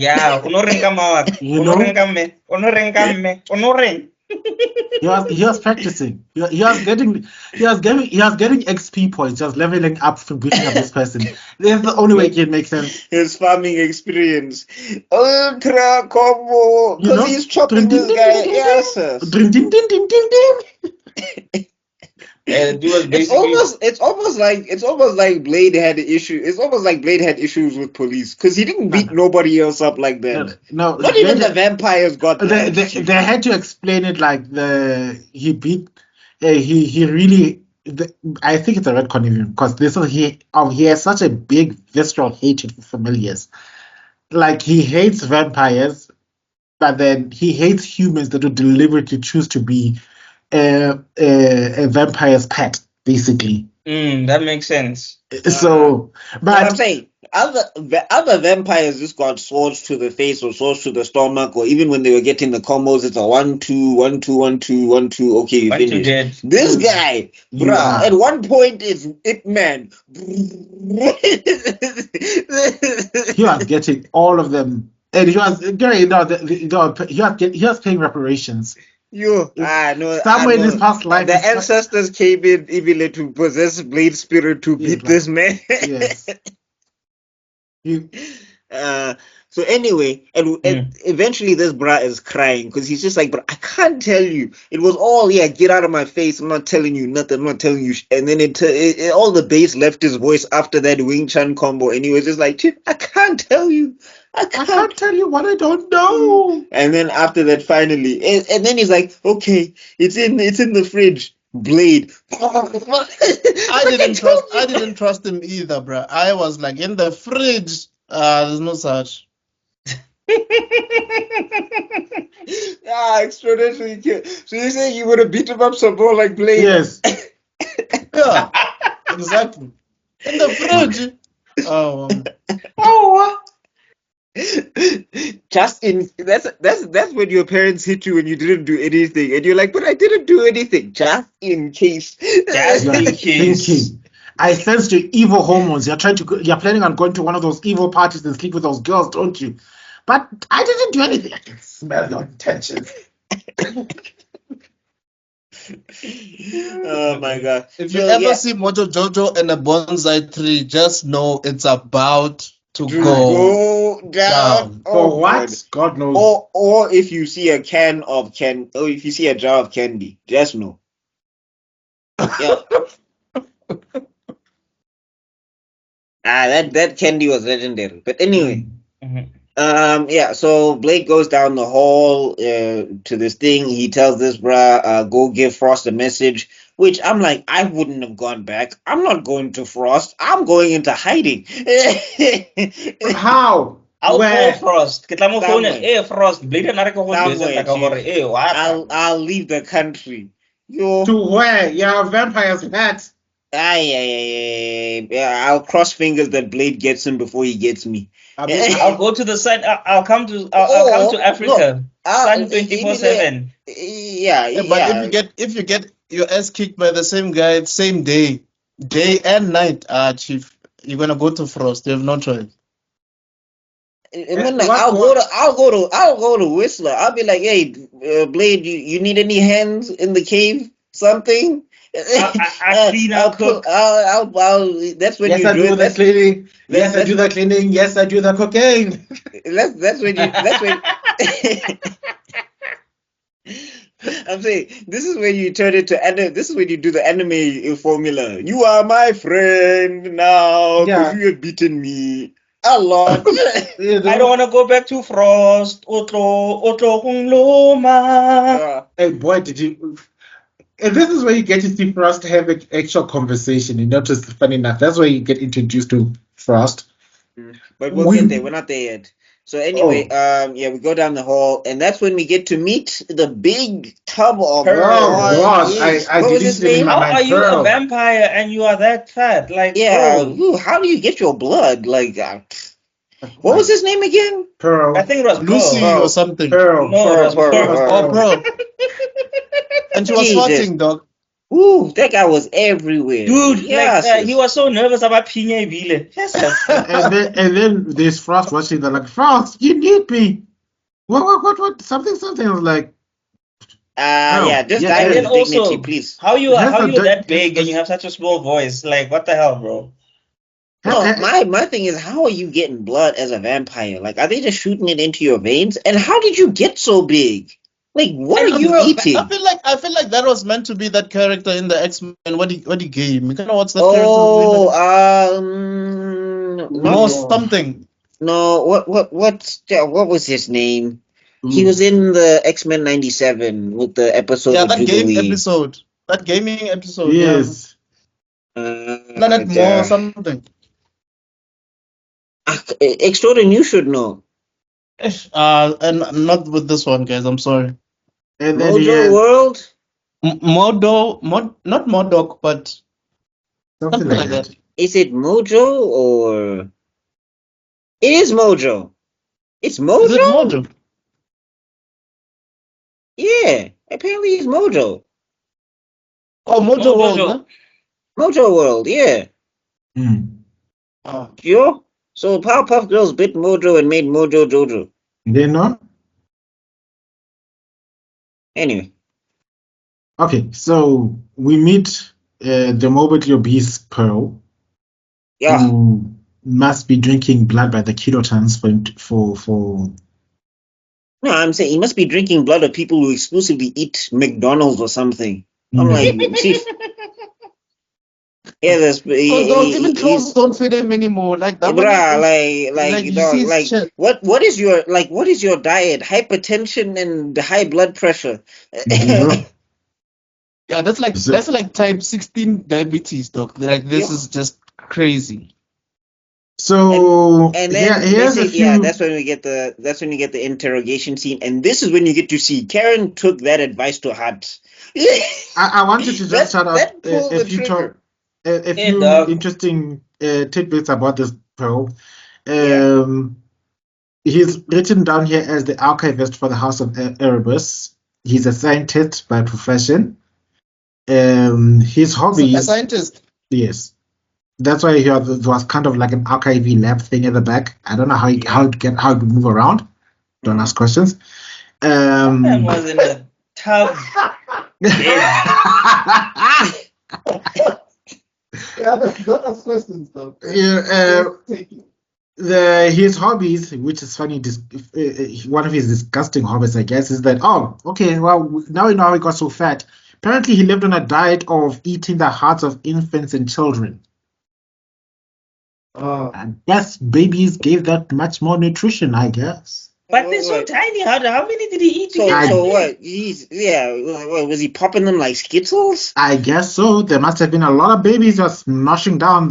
There must be like. So that's all baby fat. That's all baby fat, I guess. Oh God. Yeah. Anyway. So that fat had some baby fat in it. Yeah. Anyway, so they start interrogating him, and it's like, this is a UV light. We'll actually go and cook you. And then Karen does not like when Blade told her to pull the trigger. She was like, "Bet." Like, what should I do if she moves? Oh, first it's like, okay, what is this thing about? Oh, it's nothing, just some remix. I'm like, ah! And then she goes into Romanian. And then the funniest part, but sorry, go ahead, Extrodin. Even Blade felt sorry for that nigga though. It's like, dog, like there's a point where Blade looks at her and she's like, he moved. Blade. Yeah, Blade, Blade almost has a moment like, what have I done? I created a monster. Because he starts speaking in Romanian, and they're like, "There's nothing you can do about your dang car." Is that so? Well, that's what Frost says, and then that's when he says, "Okay, if he moves, fry him." And where are you going? Gonna check out of the back here. Then he had his dumbass just scream, "No!" And that's all he needed. That's all he said. And also remember, in the whole time they were interrogating, Karen fried him for like 2 seconds. This time, she fried him for like 10 seconds, 20 seconds. She was cooking chicken. Yeah, dog. He was medium rare the second time. The third time, he was well done, though. He was... No. That wasn't well done. He was seared. That wasn't well done. That was congratulations. That was Anakin Skywalker. No, what's this? Karen, for 2 seconds, she became part of the Uchiha. Fire style. Great fire annihilation. Just like... So, Vampire turned crispy. Jutsu. That was straight from the school of Obi-Wan Kenobi. This is how we do it, Chief. You turn out that there's part of some weird prophecy that the great blood god will come back from the dead and come back and do some things. That's one part of the movie where I was like, you guys were pretty vague on this blood god, but we'll talk about it. But I just want to say something quickly. Shout out to the animator that did that, because his animation was shown the entire movie. Like that small bit of animation, I'm sure that he was like, guys, I did this. At this point in time, did we have the council meeting? Oh no, I think we're about to. Happened. It was about to happen. Not yet. It's about to happen. Yeah. Because we had the pure bloods, which I don't know what they're doing. For the longest time, I always wondered. First Blade gets captured, and then he gets his ass handed to him by a black woman. The only time he takes. Oh my soul! Like that little girl, her kicks was so insane, bro. Like, and then no, that's what I'm saying. If you pay attention, no, I think the meeting has to come first, because remember he was also talking about how you're gonna find yourself extinct, whatever that European vampire's name was. Dragnot. Oh yeah, wait, Dragoniti. Yeah, it happened a few scenes before. I think it was just after they dropped off. I think it's just after they dropped, or before they dropped off the bait in her apartment. All right. So then, just a quick rundown of that. So this is where we get introduced to the Council of Vampires, the Purebloods, people who just sit in the chairs and do nothing. They say something. They collect money. Why is Frost a member then? Probably because he's powerful. He's not remember, he's a deacon, so he rose up in the ranks. So whatever the ranking is, he's like a major or a colonel or something. And also, he's like one of their strongest vampires as well. He gets stuff done. Yeah. So that's why they keep him there. And then I think these also people, it's probably been there longer than a lot of vampires. Like it's been there. It's like it's been alive as a vampire. And he's and then they keep throwing this thing in his face, which I'm just like, you guys are poking. Well, actually, there's only 2 or 3 of them that are poking the bear. I think that black vampire dude, he got out. I think if you notice also, Frost also has a thing for the chocolatiers. Like, like you'll see in the scene who was his little secret weapon. It was that little girl who popped out of one of the thing when he was busy with the translation. It was a black woman who's his baby mama basically, because he's basically Blade's dad, a black woman. Like, if you listen closely to Frost's heartbeat, you can almost hear na na na na na na na na na na. Anyway, what's the name of that movie? Undercover Brother. Yeah, undercover vampire. Frost is undercover vampire. But guys, there's a part where he's with her, right? He's with what's the lady's name again? I know as Blade's mom, Sanaa Lathan. No, not Sanaa. Karen. Oh yeah, and Karen, we'll get there. We'll get there. I just want to say the way he was talking to her, it's like it's as if he was black. Listen here, sister. I'm like, yo, dog. Like, wait, hey, yo, chill. Oh yes, when he's talking about the top of the food chain. Yes. Wait a minute. Whoa, guys. Are you telling me Matt Schultz was in the first Blade movie as well? Who? As dude from Fast and the Furious? Yes. He's the guy who holds Blade's sword and then gets his hand blasted off. And he's overacting as crazy. Like, this is the first one and the second one. He was like, who's that? Who are you talking about, the guy from Fast and the Furious, the only dude who he was the one that had beef with Paul Walker in the first one. Anyway. Oh, was he? That's the guy? Yeah, it's that guy. He's in both Blades. He's in both Blades as 2 very different characters. Oh, okay. But anyway, he was a Chupa. Okay, guys, focus, Kai. So anyway, we get Frost's character. He gives a speech. He gives monologues. We get to see this pure blood thing bothers him. Yes. Like, if there's any, and also it low-key, it feels kind of racy. It's just that it's white people on white people, so we don't see it, but it does feel a little bit like, not racy, it's more classy. I guess we'll say classy. We'll say classy. It's some Byakuya BS. Yeah, we'll say classy. It will. Well, it's not really classy, but yeah. Anyway, and then now we cut back to where we were. They're trying to figure out this thing. They're hearing about La Magra, yes, which is the blood god. Then yes, Blade. You get to see that you and Whistler, softies. Such big softies. My baby boy is captured. And here we've got... No, forget that. I'm talking about how Blade saw this little black girl, and the first thing he's like, I gotta help her. And then she's like, I'm from the school of Chun-Li. The way he knocked her out at the end. No. Blade also doesn't have a lot of patience, though. He'll be nice to you, but you press his buttons. He was like, all right, little girl. Clearly you know what you're doing. Sit down. Be humble. You. My left stroke just went viral. As we are 2 hours in, and the only thing... How come we are... Guys, it's almost 11, hey? Okay. We're not going to finish this movie today. How come we are slower in this movie than we are in the first one? I don't know. We finished the first one in one session. This one... It's clearly because of the... I don't know. We can get through this, guys. We can get through this. Okay, so, right? Blade finally gets captured for a little bit, and then he gets beat up by the guy that he's constantly whooping.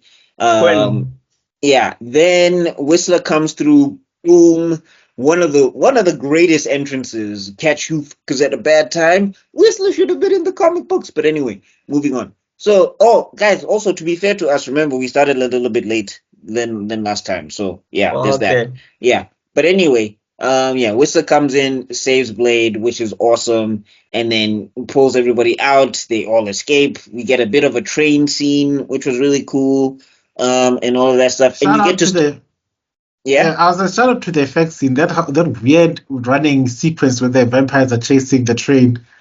That was actually pretty cool. It looked like they were actually chasing the train. Yeah, the recording technique there is pretty dope. It's a pity they don't. You can tell they didn't train stamina. They got tired very quickly. Blade was the one who's like, "What are you doing?" Like, hold on tight. What are you doing? What are you doing? But honestly, that was actually so realistic because how many times have you seen that in movies and the dude just comes out fine?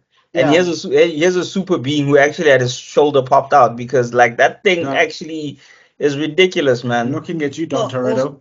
Also, the Fast and Furious, this is how you do this. You see when she's actually like, what are you doing? It makes sense. Anytime Letty's screaming, what are you doing after Fast and Furious 4? This is Letty, what are you doing?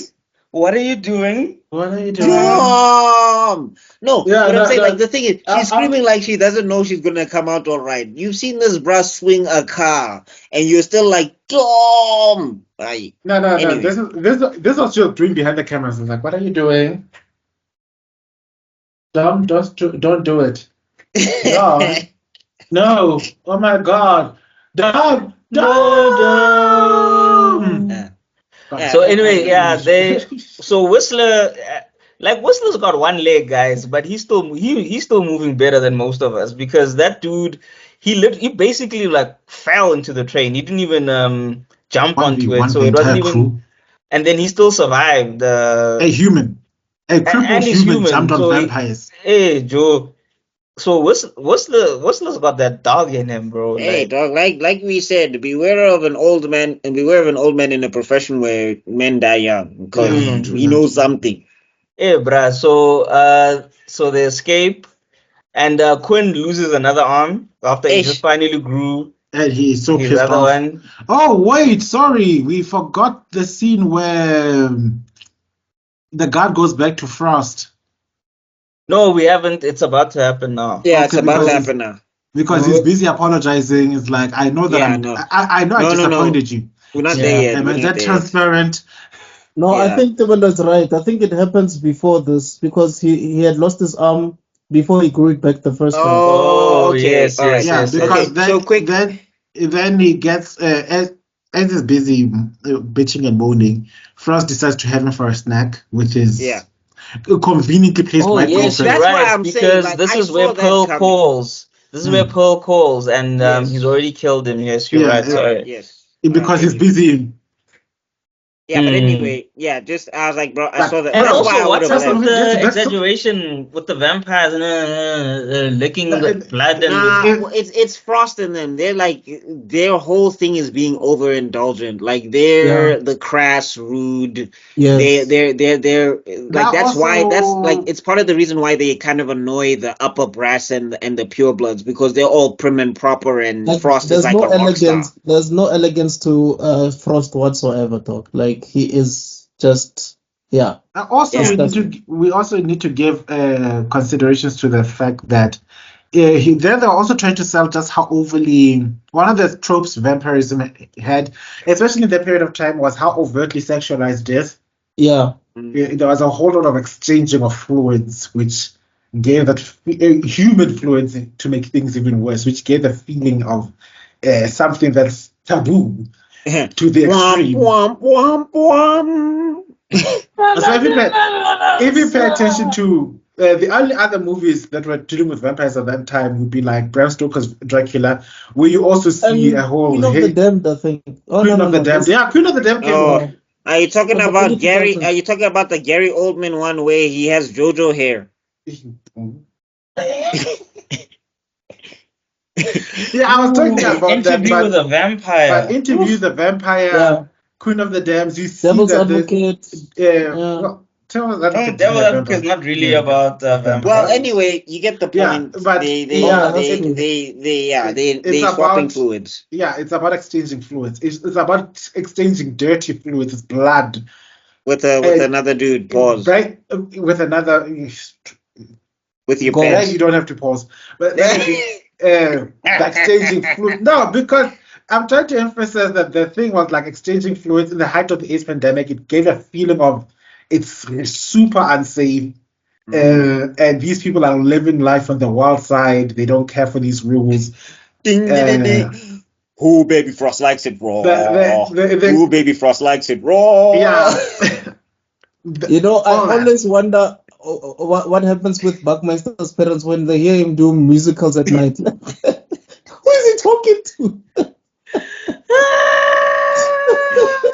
It's interesting breakfast conversation. Anyway, so anyway, so what happens is that after this, I think Blade leaves. He goes out, and then it's Whistler and Karen, and she's working on a new thing. Yes. No, she worked on a new thing. She showed it to Blade, and then I think Blade had to go somewhere, and then she takes a sample of Blade's blood, and then Blade leaves, and then it's her and Whistler. He wanted to get serum from that black dude that he normally gets it from. Yeah. So he wanted to get more serum. Yeah. Also, that's a scene we missed. So. Oh yeah. Yeah. So he goes to where he gets his serum. He basically pays for it in stolen jewelry. Is it stolen or taken? In taken jewelry. Acquired. Definitely. Yes, when the person's dead, ain't needing it. So like in every computer game. You see, this is what happens to the loot you keep getting when you're busy shooting everybody in your first-person shooter games, and then they die, and you just see a pile of money on the floor and loot and stuff. That loot, it doesn't mean the body goes anywhere. It's just that it's symbolic to what you are supposed to be doing in the real-life combat. After you kill them terrorists, you go in there, you dig on their pockets. That's what you should do, kids. Go ahead and dig in the pockets of the dead of the terrorists just shot in the head. Okay. God. But wait, guys, is the dealer a vampire as well, or is it a hybrid? What's going on? No, he's not. He's just Whistlefolk. So he's a connection of Whistler or something. Yeah, he's just people. Just an ally. Yeah, he's just an ally. All of a sudden a flag comes out.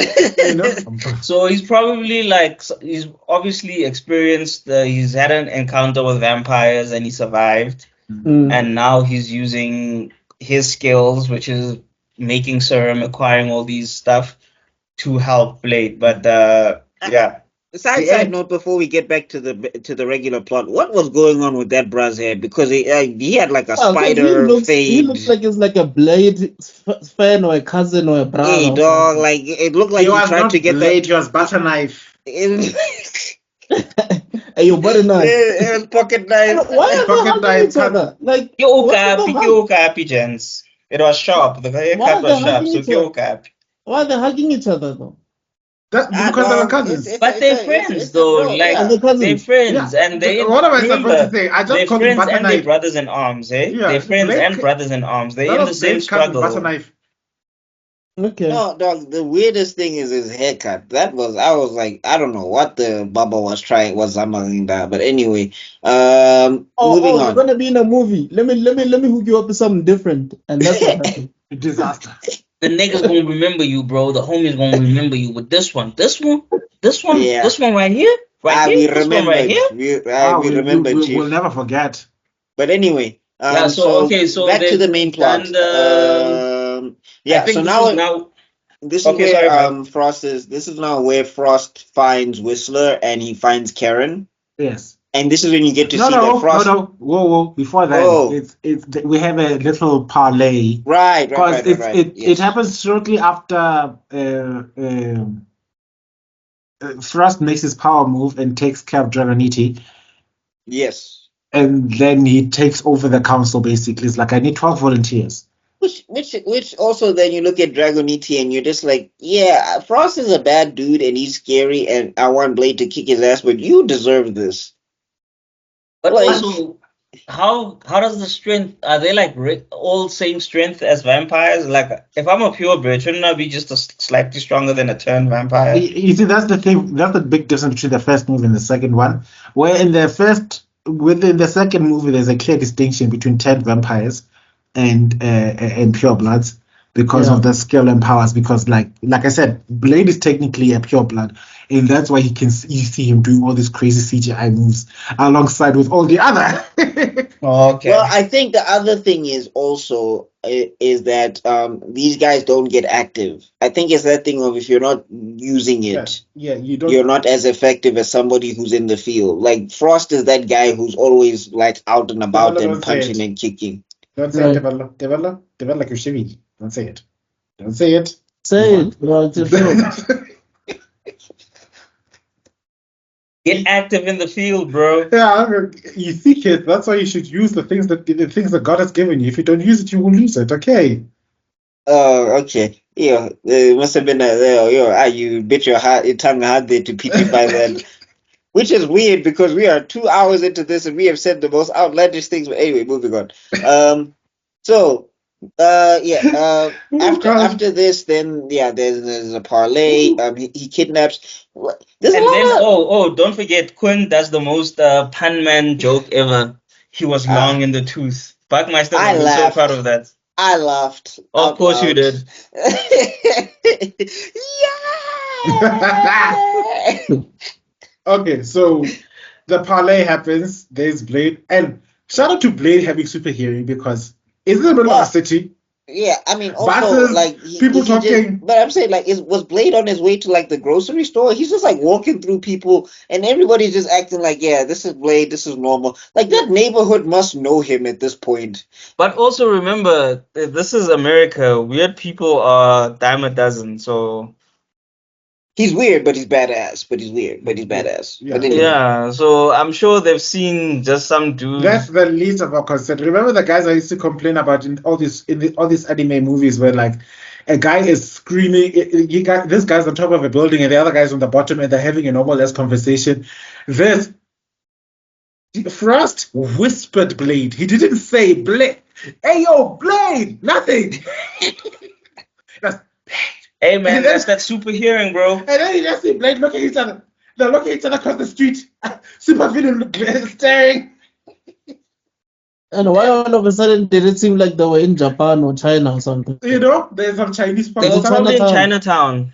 Chinatown, yeah, but I don't know. It just seemed weird. It's just. But it's probably where, remember, Blade gets also his herbs and stuff. So that guy also deals in herbs and stuff. So stereotypically probably Chinatown because Chinese people are big on natural herbs and stuff.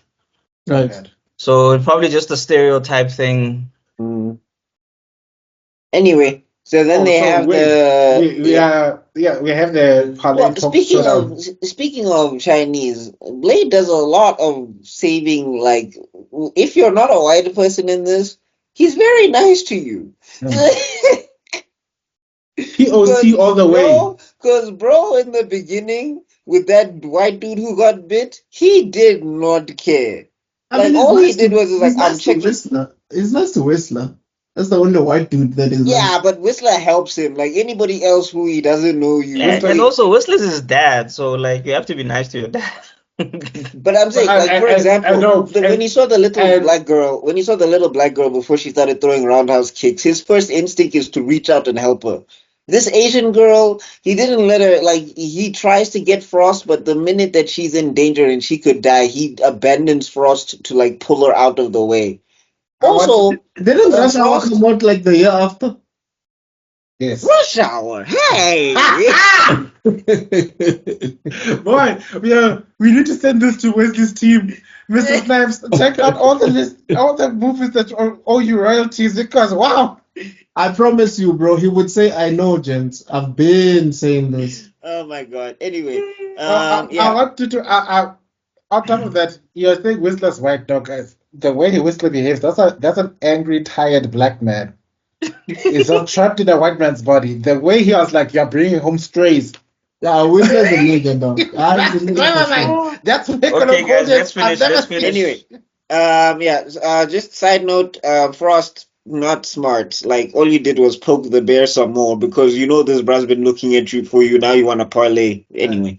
Okay, just a quick quib. So Frost puts on sunscreen to protect himself from the sun, but then he takes off his glasses. Doesn't that mean his eyes are exposed? Then wouldn't he actually his eyes burn? I guess. Blade logic. But anyway, and also his hair is not covered, so also wouldn't that start? But anyway, just a little. I think the thing is the scene that we saw when they're making out while putting on the sunscreen thing. I think the idea is that they put it like everywhere. I think. No. I'm talking about, but they can't put it in the eyes, and he takes off the glasses. That's my point. But like I said, it's nitpicking. It's nitpicking. It's not really a problem. It's just nitpicking. Even when they had a biker's helmet, though, like the sun was still protruding that visor, like especially in the eye area. So that's what I'm saying. Like maybe the vampire eyes are not. Look, with the glasses, it's possible because you can have UV resistant stuff, whatever. Coating and all that jazz. So that's why I specifically said he takes his glasses off, meaning the glasses could have been the protective layer protecting him, but then he takes them off. It gets even a step worse because just opening and closing his mouth.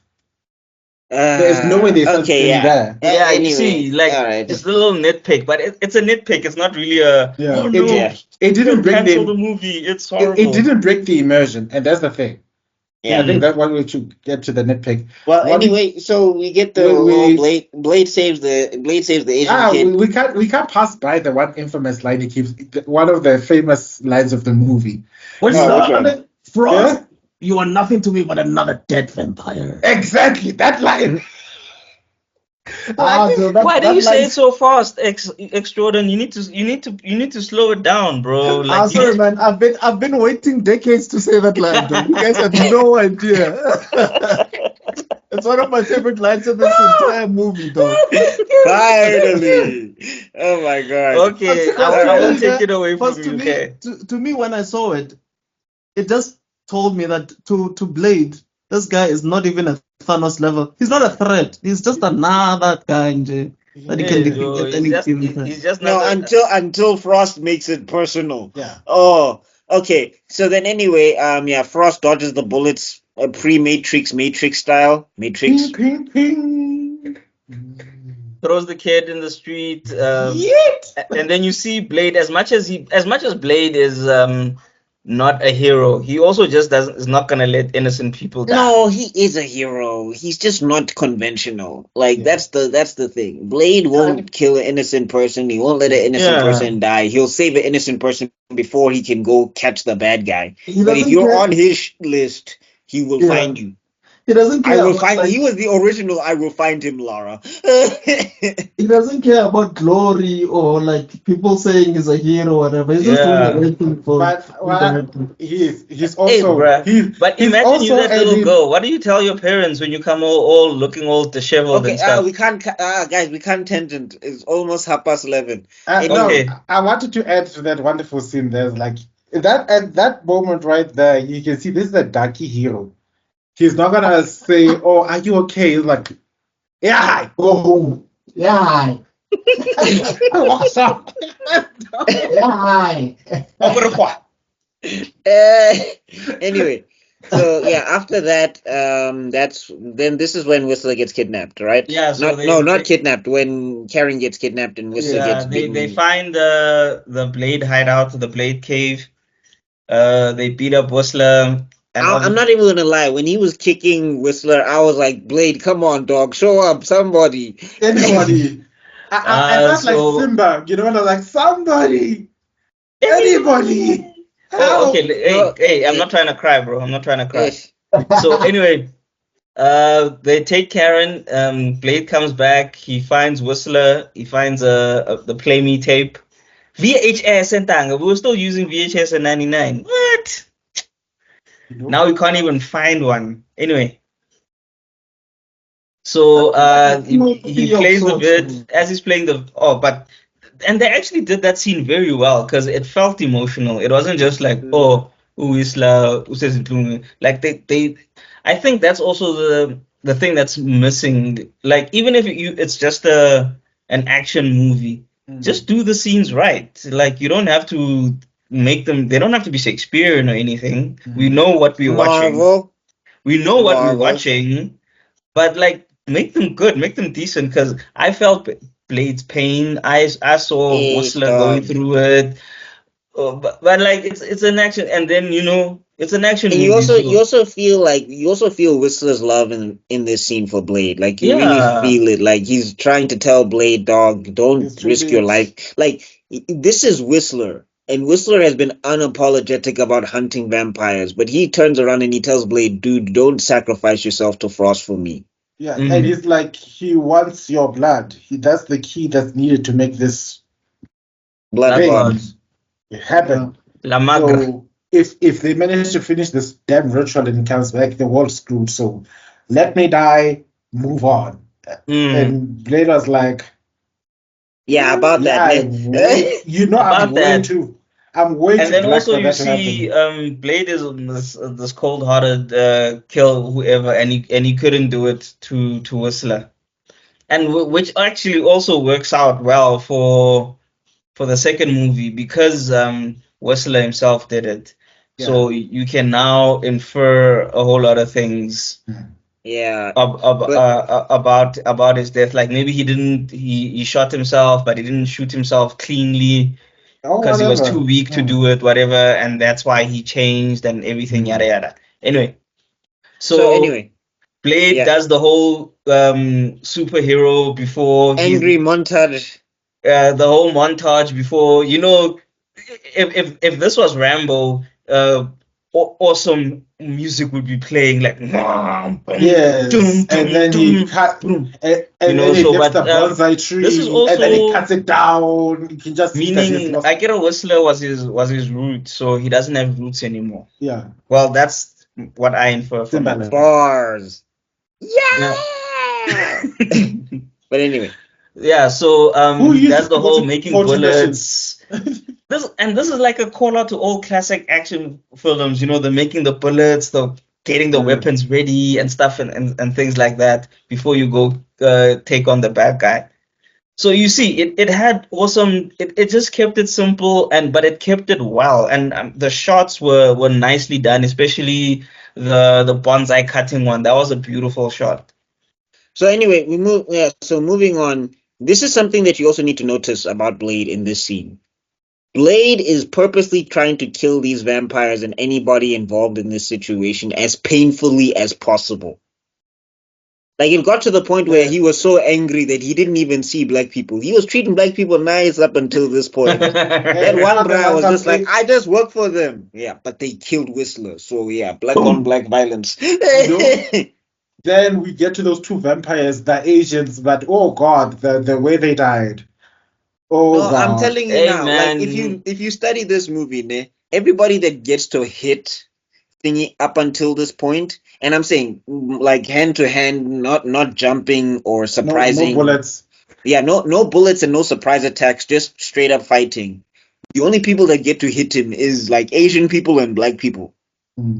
So but at this point in time, after Whistler was put in the ground, he was like, yeah, I'm no more. And it's not people of color, it's people of vampires. And neither vampires. There's no BLM. And then let's not forget there's a scene where Dr. Karen is busy talking to I managed to cure myself.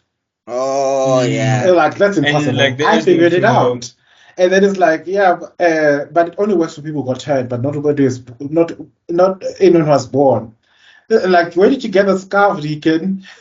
Okay, you must have been turned. You must have been had a scar before you were turned. The brass balls on this woman. And then she goes, like, people like you are the species.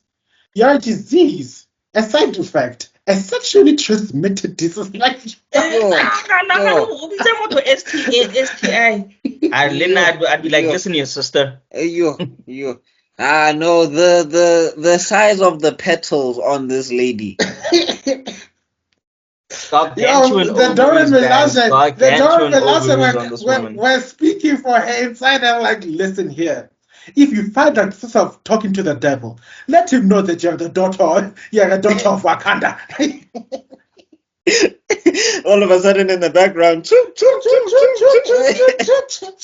So, okay, cool. So they have that good convo. Blade is coming in, and then Blade comes through. No, like he's happy to destroy these vampires. Like there's a point where he's jump stepping, like, oh, I'm about to whoop so much ass right now. No, yeah, there's when he actually he does this like okay, hey, but he was tearing that place up, bro. That EDTA fatality.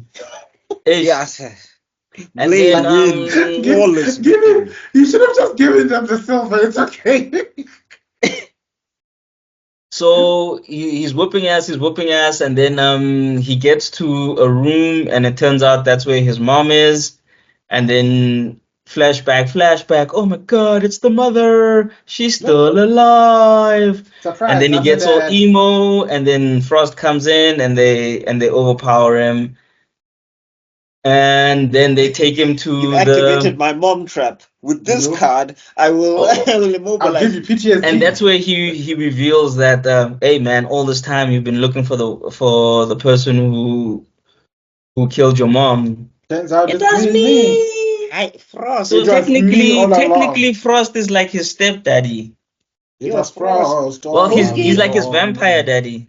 Poking the bear. Frost doesn't know when to stop. He's been poking the bear, and he didn't and he hasn't been poking the bear with a stick. It's literally with a big ass knife. Okay, and then they take Blade to the chamber, and the mom slices him up. That scene was a little creepy when she was like, the mom was like I've hunted people, I've killed people, and I liked it. I was like, hey man, that was a little like, okay.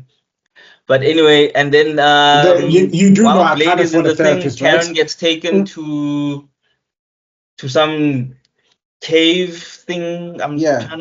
Underground cave thing where they find his ex. Where that bra is so thirsty that he's a vampire zombie, and he's still talking about, have you ever considered about us again? And it's like, dog. Yeah, he didn't turn properly. Yeah, for some reason. Apparently, it happens once in a while. Yeah. But I'm just saying, dog, your whole physiology is changing. You still, I mean, look, I get it. She's a fine woman, but bro, you have other problems and other concerns. He hit it once, and it was one of that earth-shattering, universe-altering.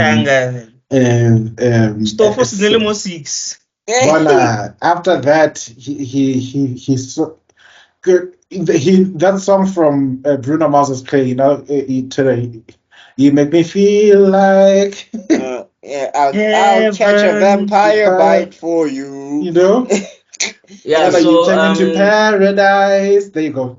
But also, you also realize how weak it is because Karen manages to box him out and climbs out. Also, she's kind of gangster, dog. She literally climbs out of this thing. No, she's been watching Blade. She's like, okay, so he swings like this, and he swings. Yes. she's got a Sharingan secretly. Yeah. So in the meantime, so Blade is bleeding out, and then they've gotten 12 pure bloods from the different houses. And they put them in this chamber. And I don't know how the blood managed to groove down and drop like that. Yeah, so the blood does its thing. It must have been the biggest drop of blood I've ever seen. The amount of blood, that blood must have been this big. Yeah. And actually, the CGI was not bad at all. Like watching it today, it's still possible. Yeah, like. Some of it is cool, but the blood god stuff was still weird to me. But anyway, so yeah, they all get doused in the blood thing. Frost is talking about, I hope everybody's thirsty, and that's when Karen comes through. She breaks Blade out of that weird thing or whatever, and then offers herself up with the blood. Yes, which Twilight, hey, Twilight. I'll never call it toilet. I'll always refer to it as the toilet. Anyway, toilet, whatever you want to call it, stole the whole flow. With word. With rhododendrite. And one of the things I also love about Bella and rhododendrite or rafflecopter or Rosemary. Rosemunda. Yeah, we can go through all of her names. Anyway, moving on. So one of the things I love about this scene is the juxtaposition of when Blade is busy getting blood from Karen, and Frost is getting blood from the thingy for the ceremony. And I love how they positioned it. And when Frost things is almost complete, and then Blade is also complete. And then that roar that he screams out, cinema. And then he's busy dripping blood from his mouth. And the woman is busy saying stop. When she says stop, you must stop. Stop means stop. Consent, Blade. Consent was withdrawn. At some point, I started feeling weird. I feel like very comfortable. Well, I mean, look, hey, to be fair, he just got completely waxed. And he's also been hungry. I think the other thing people need to understand is Blade is very powerful as a vampire. You need to understand, when he's fighting other vampires, he's usually operating at 70-60%. Because he's on serum, he's not on blood. He's on serum, he's not on blood. So anytime that bruh gets blood, he goes super saiyan. I mean, the way he jumped down. And then this is probably one of my favorite scenes. The moment he drinks the blood, and then he's running down and just effing. Side note: he killed his mom. I must release you. Which was I thought that was kind of sad. I was like, oh. Which is funny because one of the major plot points in for those who remember Spider-Man, the Amazing Spider-Man that we grew up on. Yes, Blade does appear there. The animated series, yeah. The animated series, and his biggest campaign is that he's waging a war against his mother because he wants to put his mother down. So interesting. And also, Blade, Karen's got a cure. Maybe you could have just cured your mom. Just a thought. No. Blade also didn't believe in the cure. Remember? And he also the cure.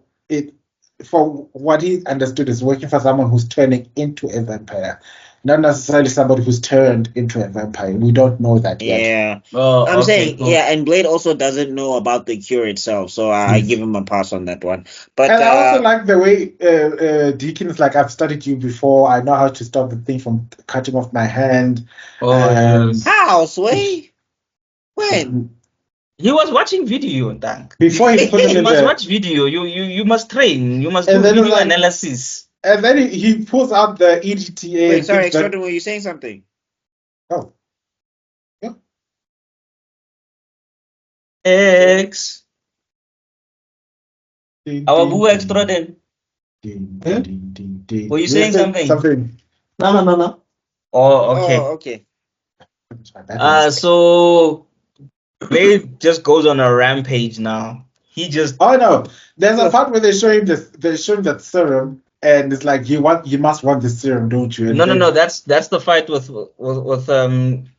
So I'm saying we skipped it. Yeah, basically that's when Blade says, "Why don't you try some? You might like it." Oh yes. And if he had tried it then, that movie would have been over right then and then. Come mistake. So anyway, oh God, I'm syncing with everybody. Okay, so here we go. Menzies. Oh gosh. Okay, no. Okay, no. So here we go.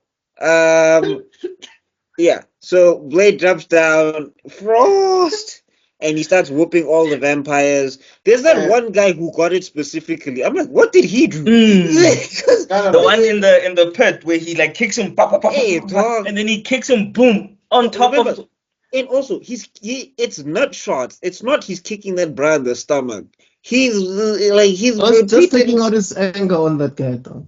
Bro, if I was that guy, I was like, but Blade, Buffy, what did I do? What did I do? And he's also another the people who got kicked to death. Yes. I think he I'm not sure if he dusted.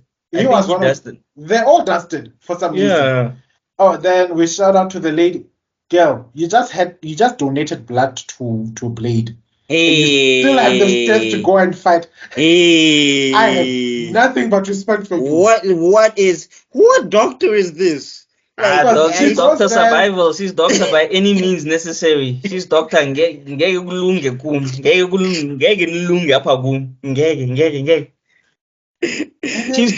Dr. Tebe.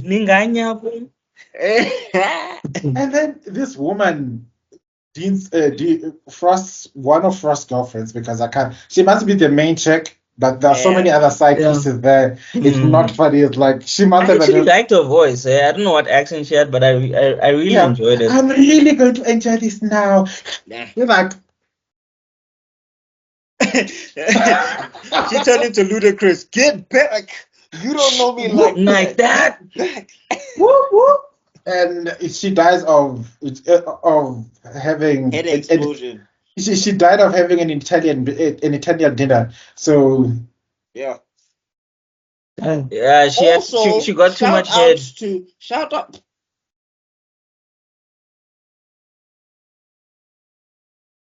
Yeah.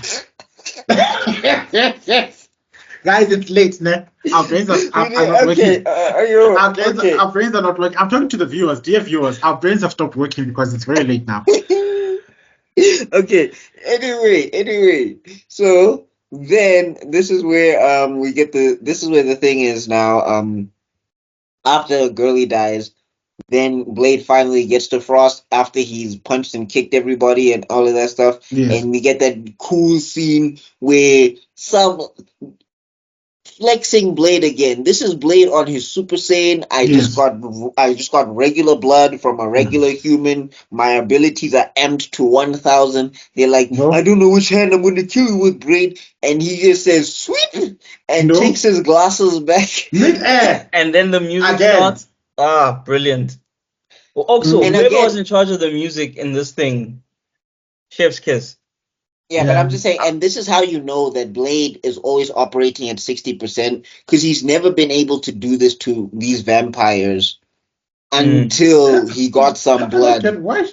Oh, wait, these ones are darker. I'm trying to picture, like, this is me in the middle of the night. Well, when you have vampire vision, it doesn't matter. But anyway, exactly.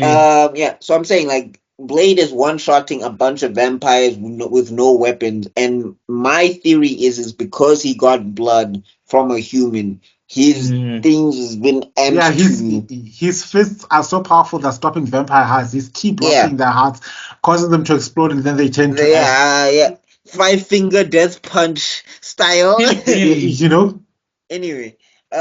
Side note, that 5-finger death punch is one of the most ridiculous attacks I've ever seen. It's like it's almost the one thing I always want to find out. That imagine if they could tell you someone can hit your heart so hard that it will force you to stop. But anyway, you see, if this was a regular match, Frost would have been dead already because Blade was putting the moves on him, bro. Like he was break dancing on that fool, bro. They were busy I think this also you see the capoeira coming through. Nothing the WTF.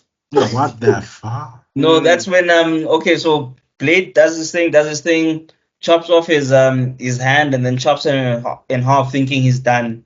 But now Frost is not a regular vampire now. He's the blood god, so he's got extra powers.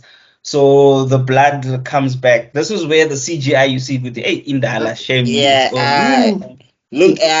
looked like that jelly that you left in the fridge for too long. So this is one of the few moments you see with the shame that the CGI is old. But like the fight scene is good, so you let it go. You let it go. Yeah. I think that's what saves this movie in terms of the CGI. Oh my because it didn't have a lot of CGI. there wasn't all the things that you enjoyed about it in terms of, so the fight scene was good, the dialogue was good, the storytelling was good. So there was nothing like to really anything that could ruin it for you was like a nitpick. It wasn't like that thing I don't like this anymore. Yeah, so fight happens. I just realized we all watched these movies when we were in primary school. I don't know. High school. I was in high school. Oh yeah, Hannah, you're the oldest of us. Yeah. Anyway, so then Blade gets the idea because he sees like this thing is OP. Whatever Dr. Karen made, like she should be selling that to vampire hunters worldwide. She'd make bank. Like exactly. It's EDTA. It's basically an anticoagulant because it's supposed to stop your blood from clotting. But apparently when it's mixed with vampire blood, it causes to explode. And that's because vampire blood doesn't clot. So imagine it's like you're diluting something that's already diluted. But I don't know why it explodes, but I understand why it would work. That one it looks like you added nitroglycerin. Yeah. This is what you thought was happening to me whenever I took nitroglycerin back in the good old days. You're like, what is that? You're setting yourself on fire. I was like, you're burning the heart attack? How does that work? Anyway, so and then Blade, like I was talking to Tebello about this offline, I guess. When I was like, I forgot how much Blade poses in this movie. Because of course there's the famous pose after he hand chops the two vampires and they turn to dust, and then he takes the sword and he's like Black Widow, Blade would like his royalties, please. Hey, Chief! Frost! Yo, it's actually more like Iron Man than Black Widow, I think. So many people. All of them. Yes. That land and screaming Frost, Spider-Man. That. Yeah, God. Anyway, so so he poses there, and then when he's about to fill Frost up. Pause. He's about to inject. Oh, okay. How do I say this? He attacks him up with EDT. God, he injects him with EDT. You see, this pause has got you so dizzy you can't even think straight. Don't worry about the pause. Just say what's on your mind. Without the pause. Why introducing? I was the one pausing you guys. Why are you taking my job? I gotta get back my street cred, dog. I'm probably the stocks are low. Anyway, my nigga, you watch anime, your street cred is low.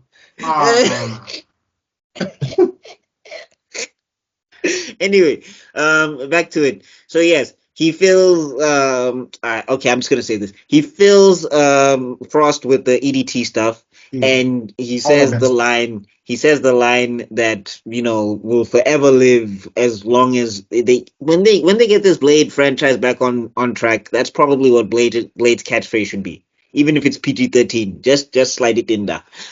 Some motherfuckers trying to ice skate uphill, and then he kills Frost. Always trying to. Yeah. Ice skate uphill, and then he takes the last one into his forehead. And then he does. Also, how strong is that glass? Because that thing was kicked, bro. Yeah, but that's what I'm saying. Like, before we even get there, the pose he hits to catch the I was like, yo, this is so extra. Brother, the evil cult, the makers of the evil cult were involved somehow. You can't. No, but also, speaking of the evil, like the cutting for him when he's throwing the thing, because they just cut it. That was evil. That was evil cult coded. Yes. Yeah. So he doesn't. He throws the EDT on him, and then he does the line, does a sick kick, poison in the cop. Boom! Dudes explode. And you're just like, Blood God was not all that, was he? So much for a god. But also, he was probably he hadn't fed as well, so he was still just coming in. And this thing is so powerful that it was blowing up vampires left, right, and center. So I can kind of conceptualize that it could attack a blood god, an ancient blood god who's not ready for science. And also remember, he got about like 6 doses of that thing. Yeah. So Frost explodes, and then Blade and Karen get out of there. And then he tells Karen to keep her cure, and then he's in. Yeah, just make me a better serum. Because the war. The end. And then we cut to Russia years later. And you're just like, wait, you didn't wife that. Oh, by the way, Marvel end credit scenes. Marvel. Hey, bitch, better pay my money. Yo, I think we just need a montage of me and these Blade movies. Me going, hey, like, wait a minute. Oh God. Anyway, I was just like, I'm sad Blade didn't wife that up. I was like, come on. I'm not gonna front. She should have been part of the team. I was hoping that she'd be like one of them. In the comic, she is more there, right? Maybe not as Karen, that character. No, Blade has a string of love interests in the comics. There's one woman who resembles Karen, I think, because she's the mother of Bloodline. And I think she's like a black doctor or something like that. So I think she kind of resembles. So they did try to follow that through, but of course, Marvel Comics, no couple can be happy. Yes. Anyway, so, they don't understand that people can. If there's one thing I missed in the second movie that I would have loved her involvement. I'd have loved her to be part of the team. Like she's working on different weapons now. Like for example, right? The fact that it would have been cool if she was so smart that Whistler is teaching her stuff and she's learning how to make weapons and everything because she has the aptitude for it and all of that stuff. And then when we get to the third one, when they actually do kill Whistler off, she becomes new Whistler. That would have kind of been cool. And also, she would have probably invented pretty cool stuff and blood-based weapons. Yeah, that's what I was saying. That she would have been the bioweaponry to Whistler's engineering. But can you imagine Blade just going through to one of these vampire clubs? He just you know what, I've had a long night and I want to go chill with my lady tonight. So he just goes to the ventilation system, hoists the whatever new bomb Karen has invented, and they all die. And whoever's left is human and is like, all right, guys, I'll see you later. I gotta go chill. It's like, clean up, chief. I have the time. I don't have time to come. It's anniversary. The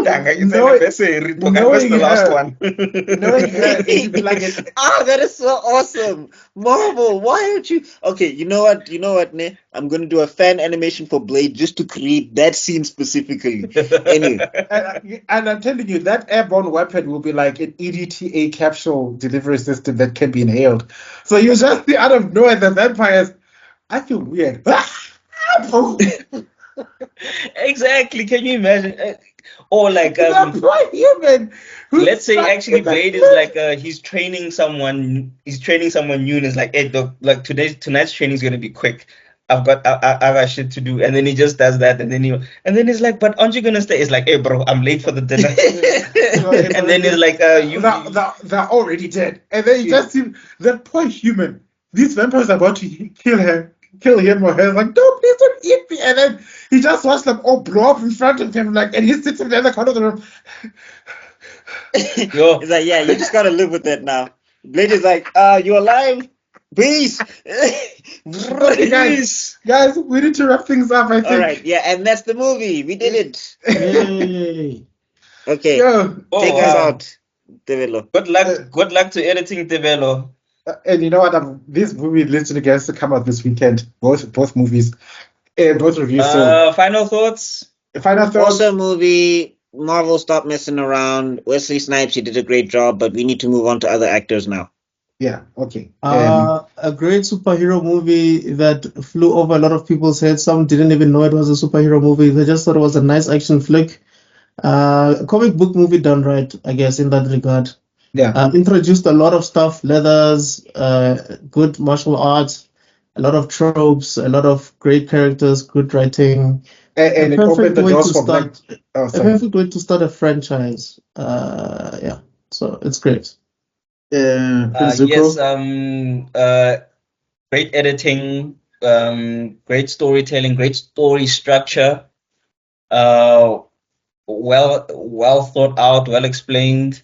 see what happens when you understand the story and you've read the comics. Marvel. See how simple it is to make the story? Nothing crazy happened here. It was just a guy had a plan, a bad guy had a plan, the good guy tried to stop him, and he managed to, and he had tricks and things to do it. Boom! And the world was explained to us, and easily. No one died, and no one in the real world died. It lost money from it, you know? So, brilliant movie, and actually watched it again today, so enjoyed it still. Yeah, it was still good. You know, back in the day where you made movies that you can rewatch without cringing. Exactly. All right. That being said, final thoughts. Yeah, we done. Oh, yeah. You, Mr. Khala? Like I said, I loved it. It's my second favorite Blade movie, but it's in the areas of the 90th percentile. Like Blade 2 is like in the 98, and first Blade is like 96. Yeah. So it's very hard to distinguish between the two. I can't believe I watched this in primary school. It's only dawning on me now. No wonder I was messed up. That being said, thank you, Blade, for opening the black people into the goth clubs, into the into our emo phases, into our wearing the black. Because that used to be just a white people's thing, like, you know. Then everyone like, oh, no, don't worry, I'm just being Blade. So thank you, Mr. Snipes. Great movie. I'm gonna go straight to the closing out now because it's almost midnight. So, guys, it's been a while since we did things up to midnight. Ne? How does it feel like? I don't understand. My head is falling over. My head it's a throwback. This one is a throwback. It is but a throwback. Yeah, Anyway. for sure. Guys, thank you for listening this up until this point. I hope that you do like, share, comment, and subscribe. Follow these guys on their various social medias. What else do I want to say? Next week we must probably get back to the normal viewing. I don't know what the schedule is like. From the looks of the amount of episodes we've got stockpiled, this is most probably going to be coming. There's some videos that are going to be coming back next year. Most likely, Code Geass is going to continue next year. Yo, please, that the Marvelous Doom must come out because it's going to age like milk. Yeah, if it doesn't come out anytime soon. Another shame. I didn't tell you. I told the other guys the latest movie, the Lord of the Rings review. I cannot beat Tawasa anime because the news was so outdated. It was like not even worth our time. So, hey, sir. That being said, somebody said I mustn't. Somebody was going to use what I'm going to say at the end of this video as a proof that I'm not pure. He thinks I forget. ADHD people don't forget. No, I thought you forgot. I thought you were still going to say it. But anyway, I was waiting for it. Okay, so how are we going to do this now? Say it. No, say it. Say it. I get when you're white and you want to say the N-word. Say it. We will say it together. Say it. I want to be more viral than influenza. You think we can't cut the other? We think we can't cut the other endings together in a supercut? Watch as BuckMeister spends the next 2 days cutting them all together. Yeah. What? No, BuckMeister scissor hands. I don't think Tebello's gonna betray it though. You think you're safe? Anyway, I want to quote these people who are trying to blacken my career because they think that I'm not pure. Listen, I'm gonna say it anyway because I am doing this for the viewers. The viewers is for you guys. It's not for these people. No. Anyway, I want to become more viral than Herpes, and the only way Herpes spreads is to mouth to mouth. So please, you should let it burn. Spread the word. We love you guys. See you guys next week. Peace out. Yes. What do you mean these people? These people give a man. You guys. You're not even keeping this part.